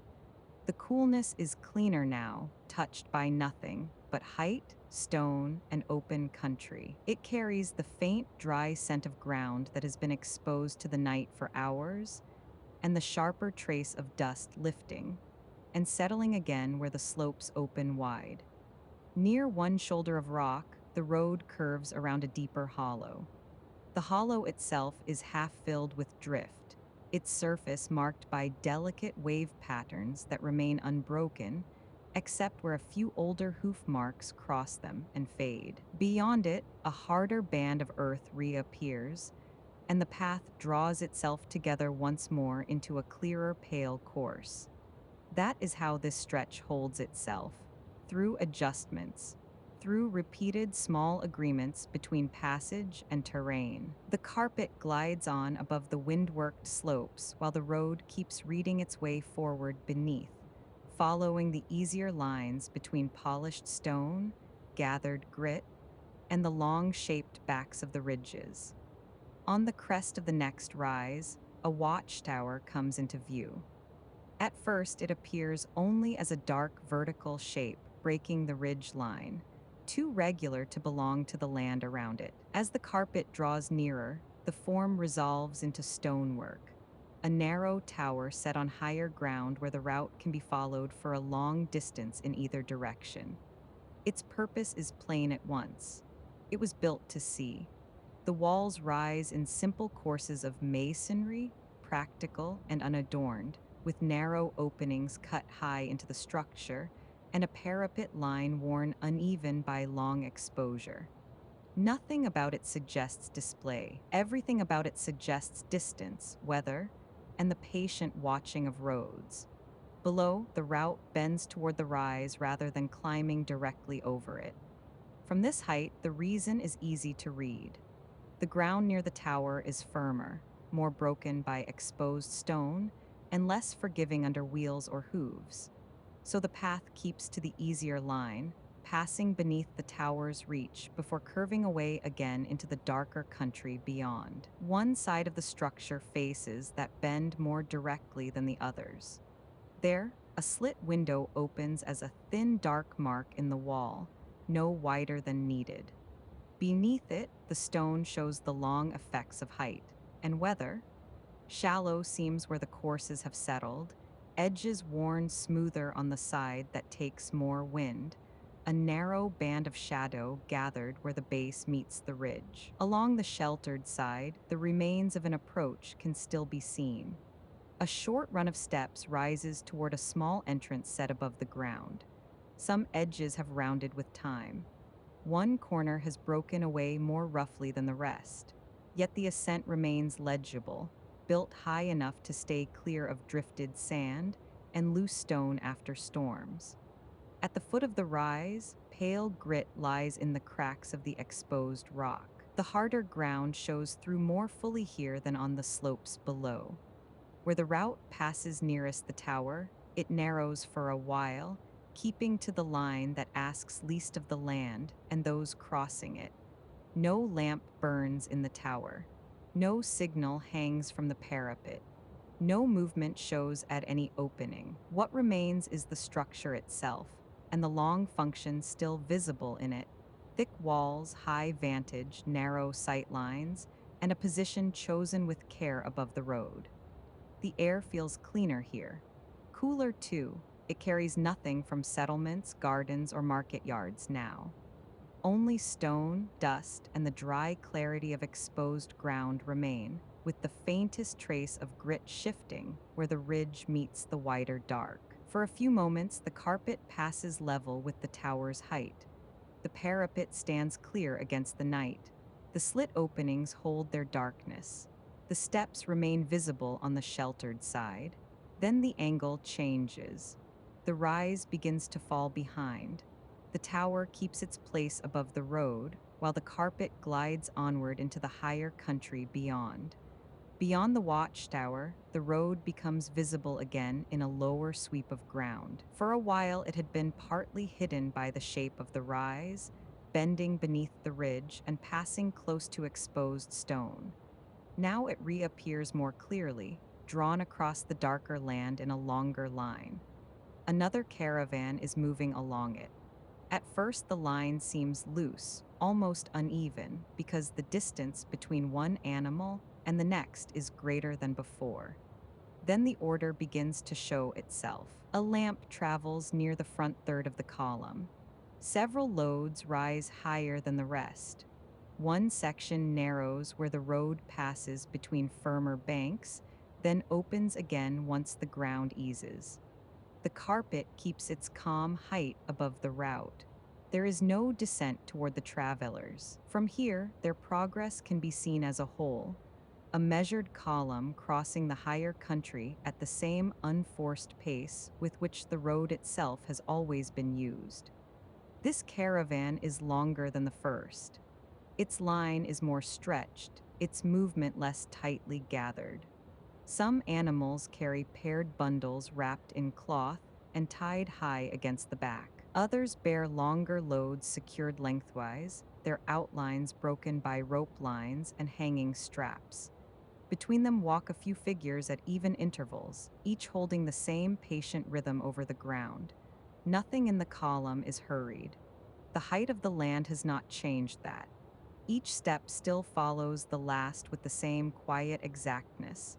Foot placed, weight taken, load answered, line maintained. From above, the motion resembles a slow sewing of dark forms into the pale route beneath them. One lamp moves among the leading section. Its light is low and well contained, no brighter than needed to reach the nearest rope, the edge of a pack, the shoulder of the next animal in line. It does not reach far into the surrounding dark. Instead, it travels within the caravan itself, held close to the work of movement. The road bends, and the column bends with it. At one point, the animals stretch into a gentler curve as the route skirts a patch of rougher stone. Farther on, the line draws together slightly on firmer ground, then lengthens once more where the path opens. No spoken instruction can be seen from here.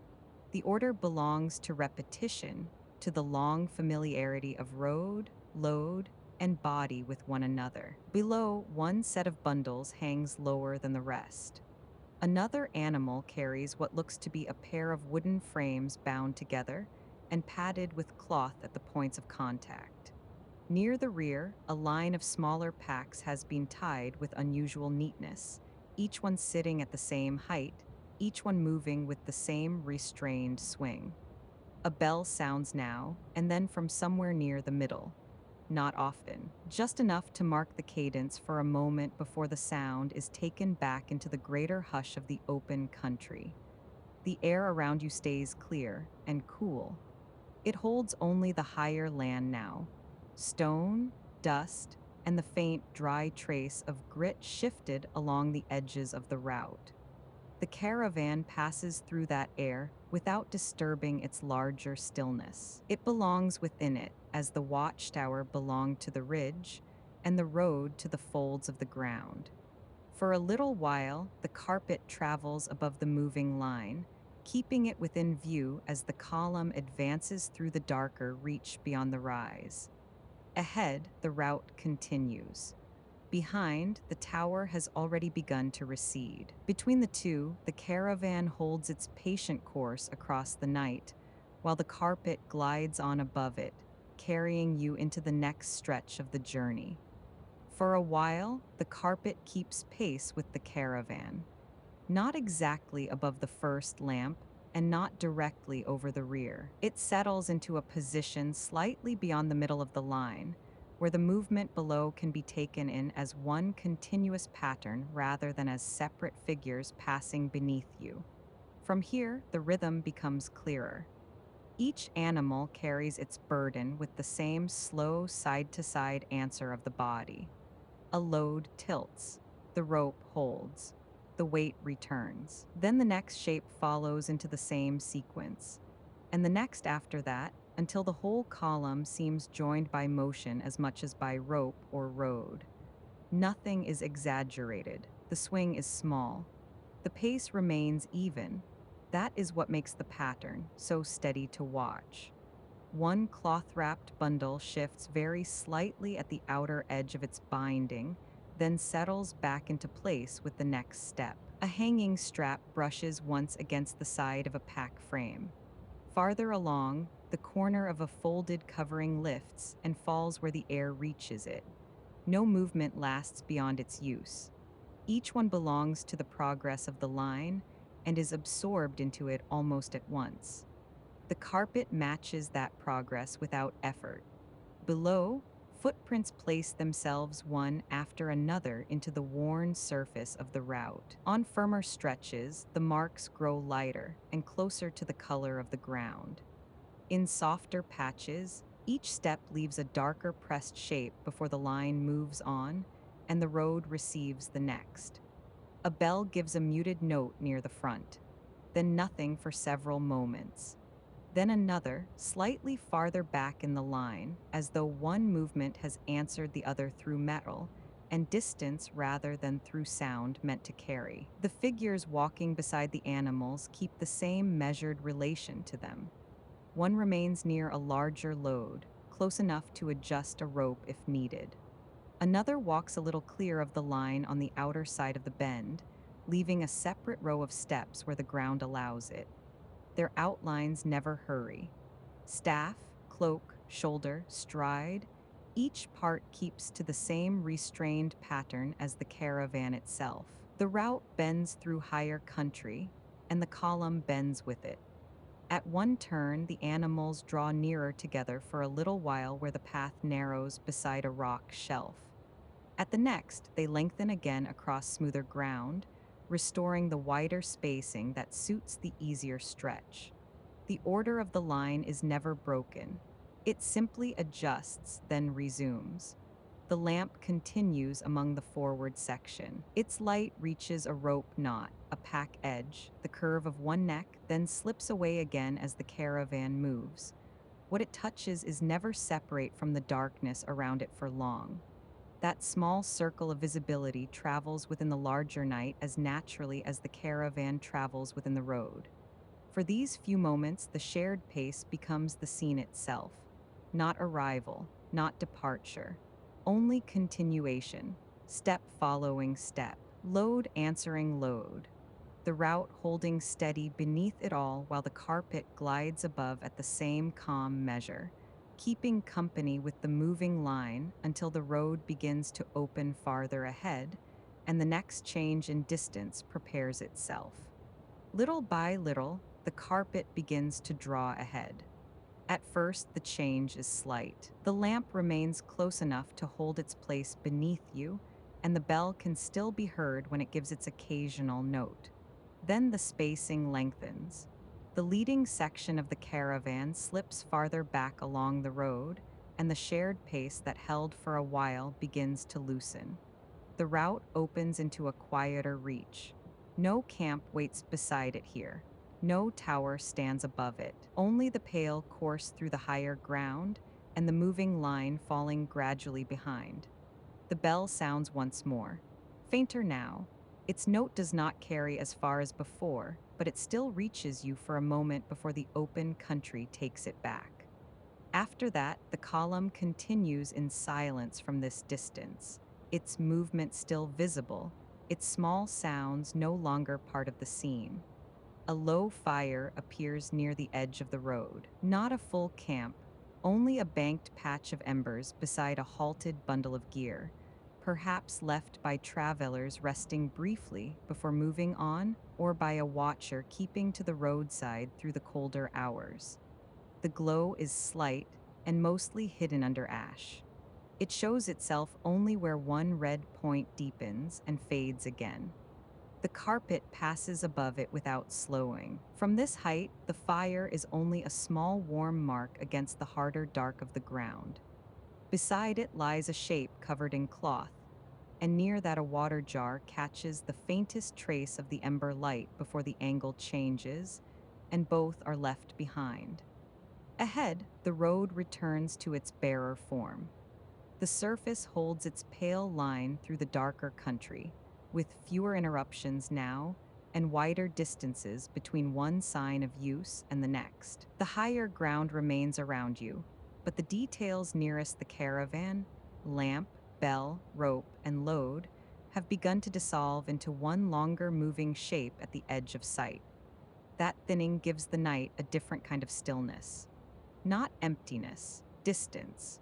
What had traveled with you for a while now belongs once more to its own place on the road, and the road itself resumes its quieter authority over the scene. The air stays clear and cool.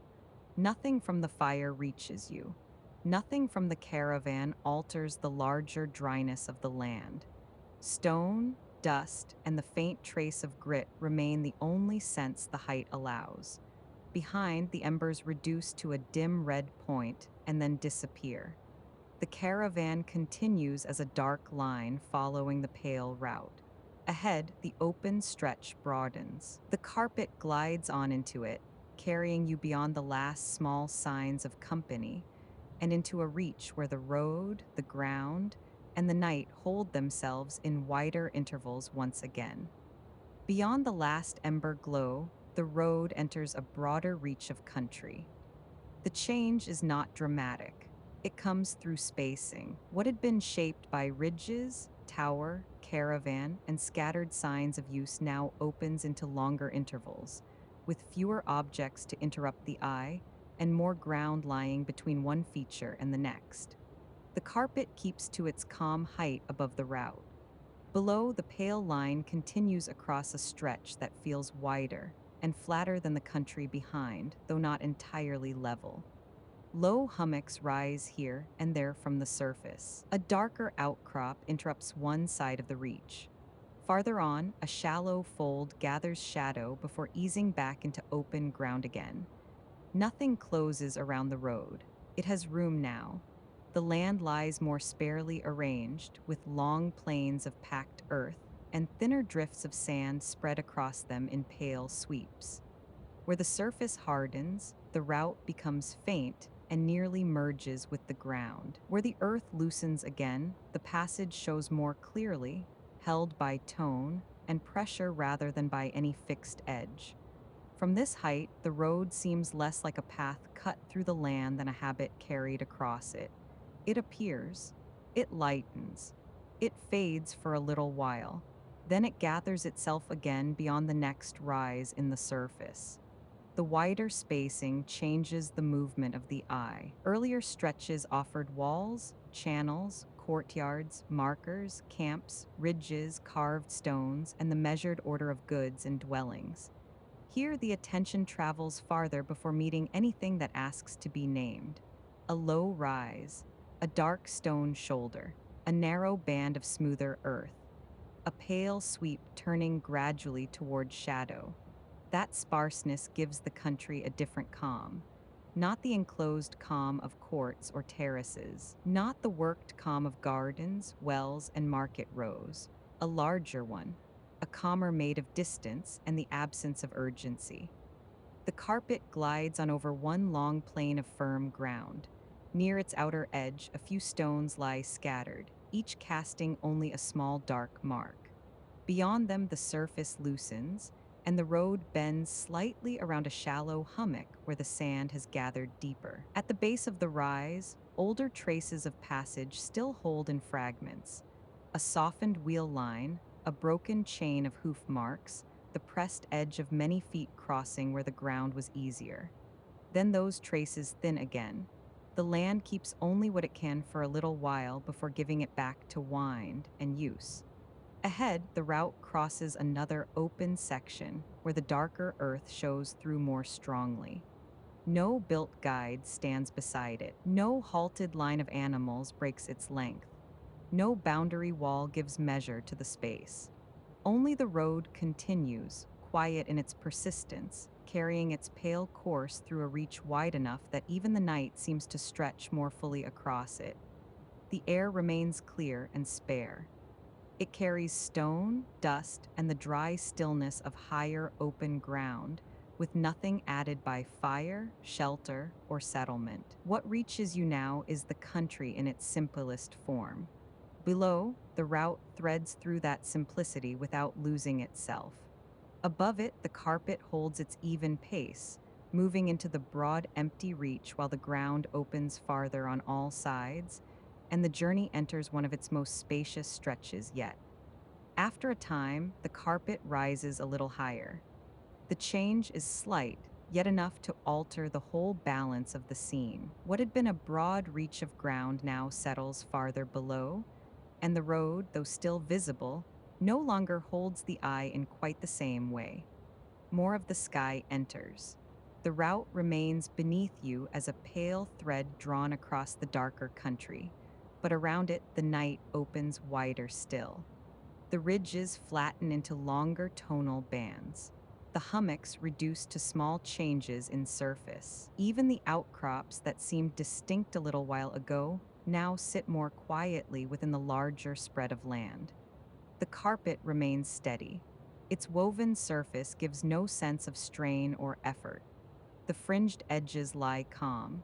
The rise feels less like climbing than like being carried into a clearer layer of air, where the body notices height not through motion, but through spaciousness.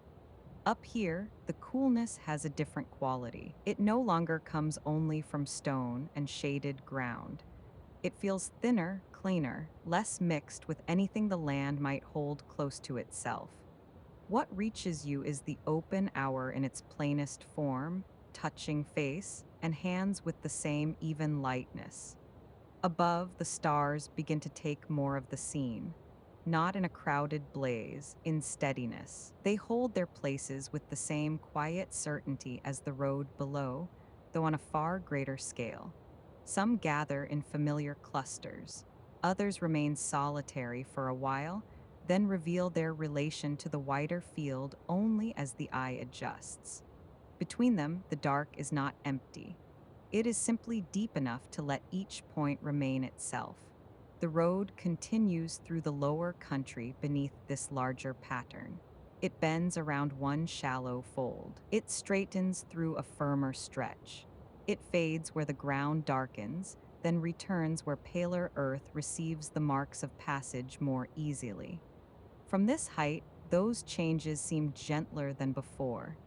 The route has not become less sure. It has become part of a wider order. Behind you, the country already crossed has gathered into distance. Ahead, the land continues in long, subdued forms, while above it the stars offer another kind of guidance. Not markers set beside the road, not towers raised on ridges, but fixed points held far beyond weather, wall, and dust. The carpet glides on between those two scales, below the traveled ground, above the quiet field of light. For a while, neither asks more of the other. The road keeps its patient line across the earth. The stars keep theirs across the greater dark. Between them, the journey becomes less a passage from one object to the next, and more a suspension within open space itself. Nothing interrupts that feeling now. No campfire, no courtyard wall, no awning, trough, stair, or post. Only the higher air, the pale thread below, and the wide calm of the night carrying both land and sky in the same unhurried stillness. After the long higher stretch, the land below begins to offer back a few clearer forms. Not many, only enough to gather the eye downward again for a while. The carpet keeps its even course. Far beneath, dark shapes lie set into the ground at measured intervals, so still and regular that at first they seem like patches of deeper shadow. Then one catches the sky above it, and the shape resolves into water held within stone. A cistern lies beside the road. Another stands farther off, enclosed within a low boundary wall. A third is round rather than square, its rim pale against the darker surface gathered inside it. From this height, the water does not announce itself by movement. It shows itself by holding the night differently from the land around it. Where earth absorbs the dark, these still surfaces keep it. Where stone breaks the eye with edge and texture, the water gathers what is above and returns it in a quieter form. One reflected point appears, then another. A faint star holds for a moment in the black surface of a basin before the angle shifts, and the image is gone. The road passes near the first storage pool without turning toward it. Its purpose is not rest as the well had been, nor shelter as the encampment was. These places seem made for keeping, not pausing. Reservoirs gathered against dry seasons, enclosed water held with care until needed elsewhere. Low channels can be seen leading away from one of them. They are narrow and difficult to follow at first, but once the eye finds them, they remain visible for a while as thin dark lines drawn outward across firmer earth. One passes toward a lower patch of ground. Another disappears behind a bank of stone. A third ends at a small walled enclosure whose function cannot be fully read from here, only its quiet relation to stored water and careful use. The carpet glides above the first basin and then the next. Below, each one holds its own variation of shape and setting. One is edged in squared stone, with corners darkened by age and damp. Another sits within a rougher ring of masonry, where the upper surface has worn unevenly. Nothing stirs their surfaces. No bucket rests nearby. No figure stands at the rim. No rope hangs over the edge. What remains is storage, depth, and reflection, water held in reserve beneath the open night while the road continues past without breaking its own line. The stars above keep answering in these dark surfaces, not brightly, not all at once, only in small held points that appear when the angle is right and vanish again when the carpet moves on. For a little while, it seems as though the night has been gathered in two places at once, far overhead in the wide field of sky, and far below in these still enclosed depths. The air remains clear and high. Nothing rises from the basin strongly enough to change it. Yet the sight of water alters the country all the same. It gives the ground a hidden interior, a sense that beneath the dry surfaces, an open reaches something has been kept back, protected, and measured. The road crosses onward through that quiet keeping. The carpet follows above it, passing one dark cistern after another while the reflected stars appear, disappear, and return again in the held water below. Beyond the last of the dark water basins, the road passes a set of pale ruins half buried in sand. They do not rise suddenly from the land. At first, they seem only a broken lightness against the darker ground, a scatter of shapes too regular to be natural and too worn to announce themselves quickly. Then the carpet draws nearer, and walls begin to separate from drift, openings from shadow, stone from the pale banks that have gathered around it. The place was once a stopping point beside the route. A long outer wall remains on one side, though interrupted in places where the upper courses have fallen away. Inside it lie the traces of enclosed rooms and an open central court, their boundaries softened by years of wind. One arch still stands, not whole enough to hold a roof, but clear enough to show the curve it once carried. The carpet keeps its same even course above the remains. Below, the road bends slightly past the ruin rather than through it, as though long use has agreed to leave the old structure to its own slow sinking. Sand has gathered most deeply in the roofless spaces. In one room, it reaches nearly to the height of the lower wall. In another, it has only partly entered, leaving the original floor level still legible in a rectangle of darker tone. A short stair survives along one side of the central court. Its upper edge is broken. Its lower steps remain more clearly shaped, protected for longer by the surrounding walls. Near the base, pale drift has lodged in the corners, while the middle still shows the harder surface of worn stone where many feet must once have passed. Fragments lie scattered through the enclosure. A fallen lintel. A section of wall collapsed outward into rough blocks. A line of smaller stones where some inner partition used to stand. Nothing has been cleared. Nothing has been repaired. Even so, the place does not feel abandoned in the sharp sense of the word. It feels absorbed, taken slowly back into the same land it once served.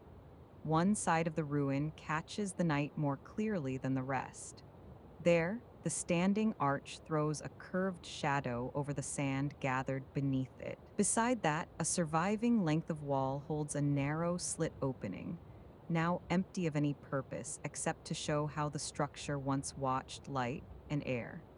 Farther in, the edge of a basin or trough can still be seen, half buried near the court, its inner darkness holding a little more depth than the drift around it. No fire has been lit here for a long time. No animal has been tethered in its shade tonight. No bundle waits within the shelter of its walls. What remains is age, outline, and the durable shape of use after use itself has gone. The air stays clear and dry above it. Stone, dust, and pale drift hold the scene in the same restrained register as the higher country around it.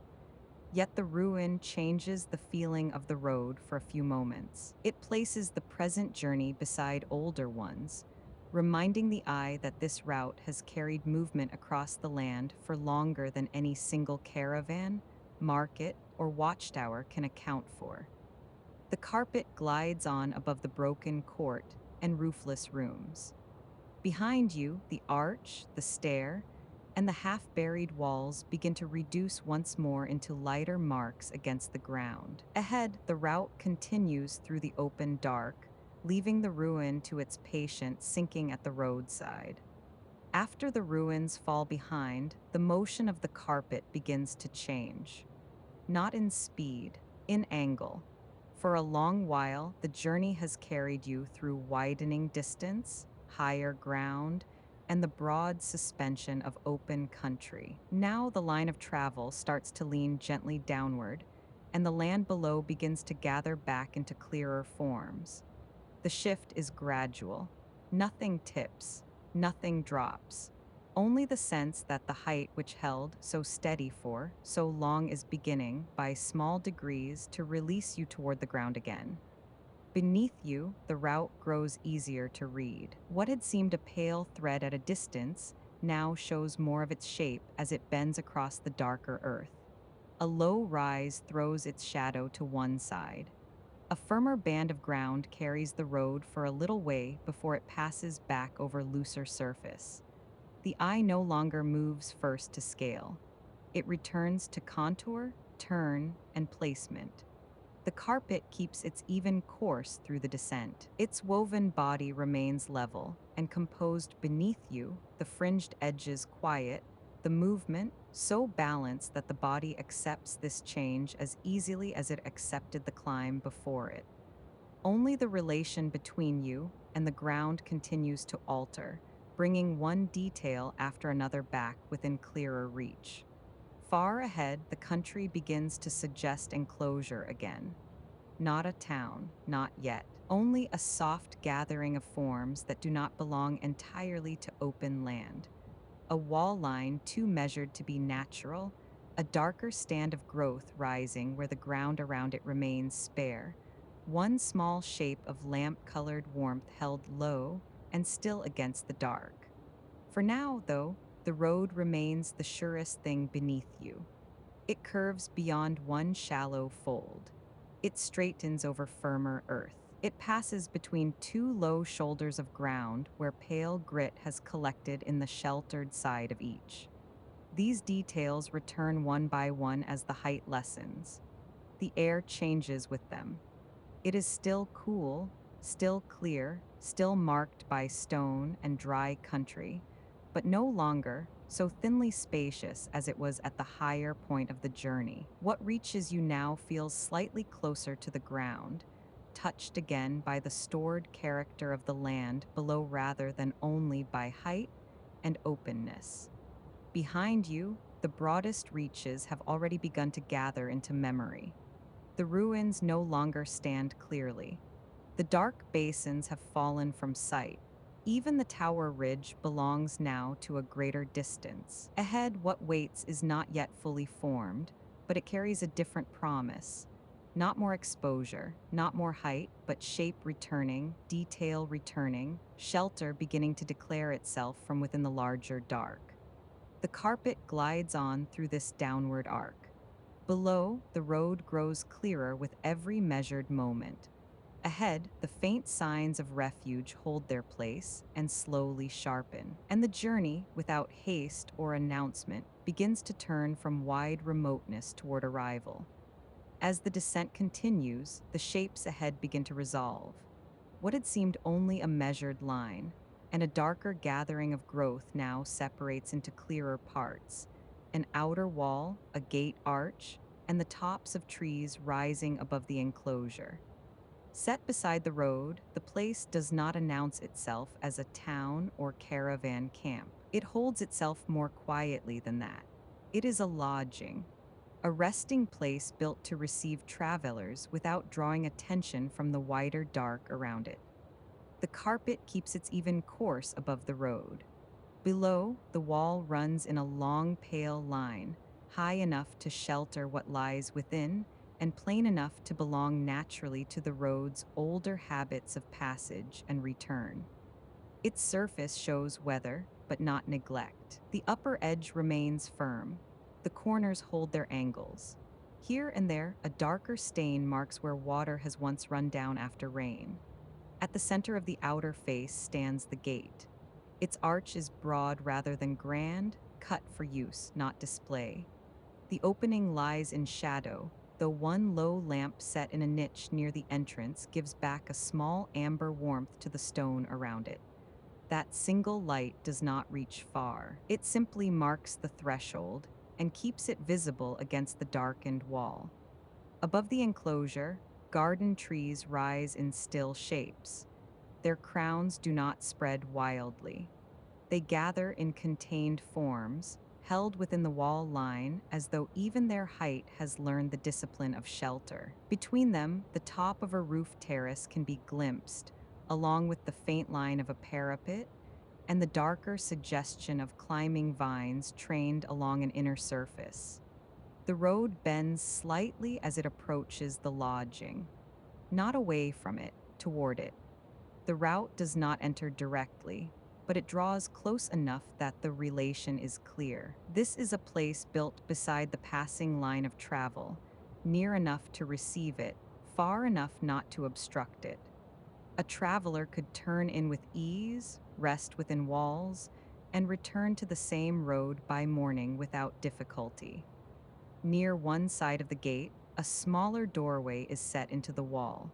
It is closed now. Farther along, a low planted border runs beside the base of the masonry, its shape visible where the earth lies darker and more carefully kept than the open ground beyond. A narrow channel may once have carried water there from within, though from this height only the order of the place is certain, not every means by which it is maintained.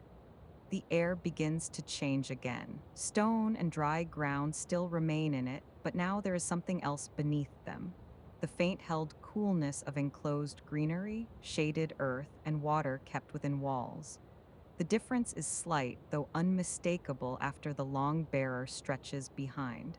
Nothing moves at the entrance. No figure crosses beneath the arch. No animal waits at the gate. The stillness here is not emptiness. It is readiness kept quiet. The carpet glides on above the road as the wall and gate draw nearer, and the lodging begins to hold the eye more fully. Pale stone, low lamp, dark trees, roofline, parapet. After so much open country, the shape of shelter now stands clearly ahead, patient and self-contained, receiving the journey before the journey has quite arrived. Now the carpet begins its nearer approach. The outer wall has already declared the lodging. From here, the upper terrace within it starts to separate into usable things. A parapet line, a tiled surface, a low table, the dark curve of a pot, the fall of a climbing vine trained against an inner wall. The descent remains steady. Nothing dips too quickly. Nothing unsettles the body. Only the distance shortens, and with it the sheltered space ahead grows more exact. Below, the road passes the gate and continues on into the dark, but the eye no longer follows it first. It is the terrace that gathers attention now. After so much open country, its boundaries feel deliberate and close, walls holding their coolness, paving laid in clear shapes, objects placed where they will be reached without thought. A low railing runs along one edge of the upper space. Beside it stands a narrow table with a brass tray resting on top, its surface dulled by the hour until it reflects almost nothing. Near the wall, two cushions have been set side by side, one slightly angled toward the other, as though left after quiet use rather than arranged for display. A folded blanket lies across a bench at the far side, ready for the colder part of the night. The carpet glides lower. Pattern in the tiles begins to show beneath the dim light. Not bright color, only the quieter order of repeated shapes, worn a little smoother along the paths where feet most often cross. A ceramic bowl rests near a planter whose leaves gather into a still dark mass above the rim. Farther along, a carved screen stands partly open, giving the suggestion of a stair or inner room beyond without revealing it fully. Vine leaves reach along the wall in a trained line. Their shadows fall softly over the plaster. Near the parapet, a small lamp has been set where its light touches the paving and one section of cushion, leaving the rest of the terrace in gentler dimness. The flame is lower than the one at the gate. It does not call attention to the place. It simply keeps the edge of arrival warm. The air feels changed now in a way that belongs wholly to shelter.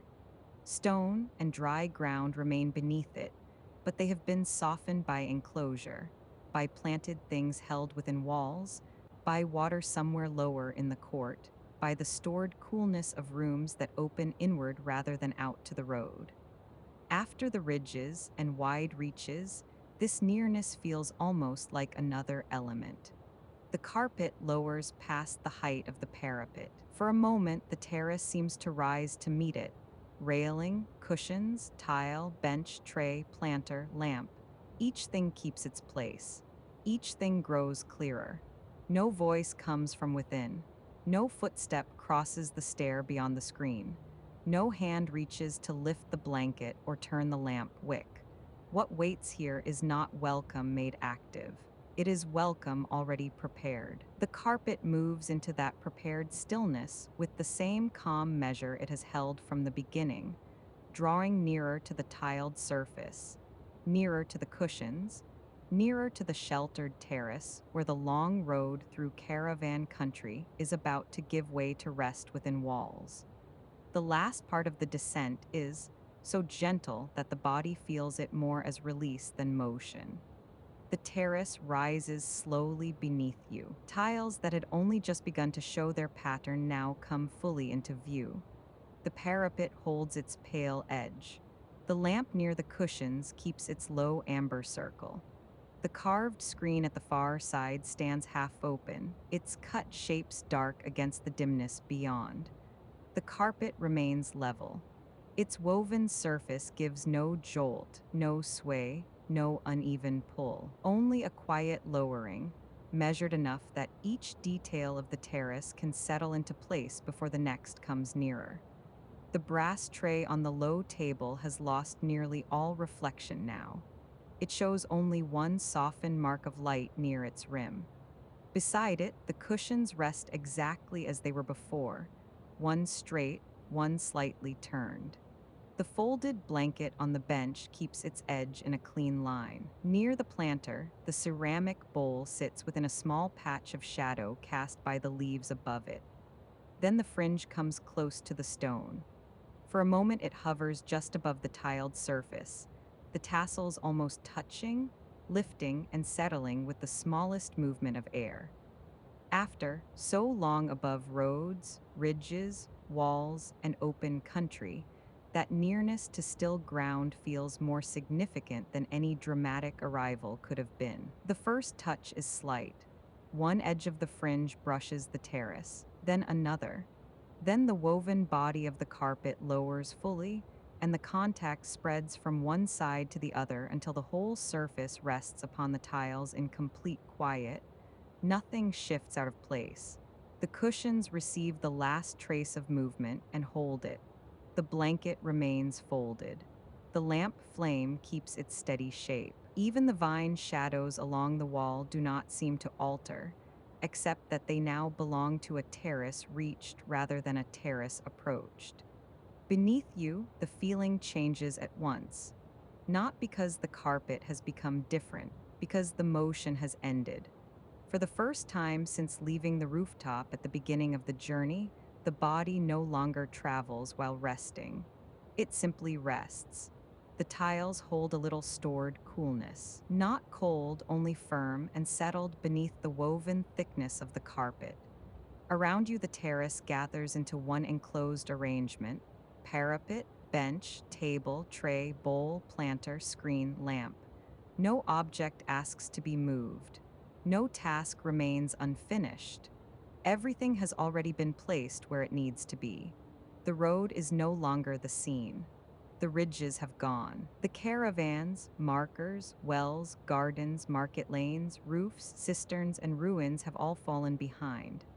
What remains now is this upper space within walls, where the long passage through open country has ended not with a change of pace, but with the soft completion of contact, woven surface to tile, journey to shelter, motion to stillness.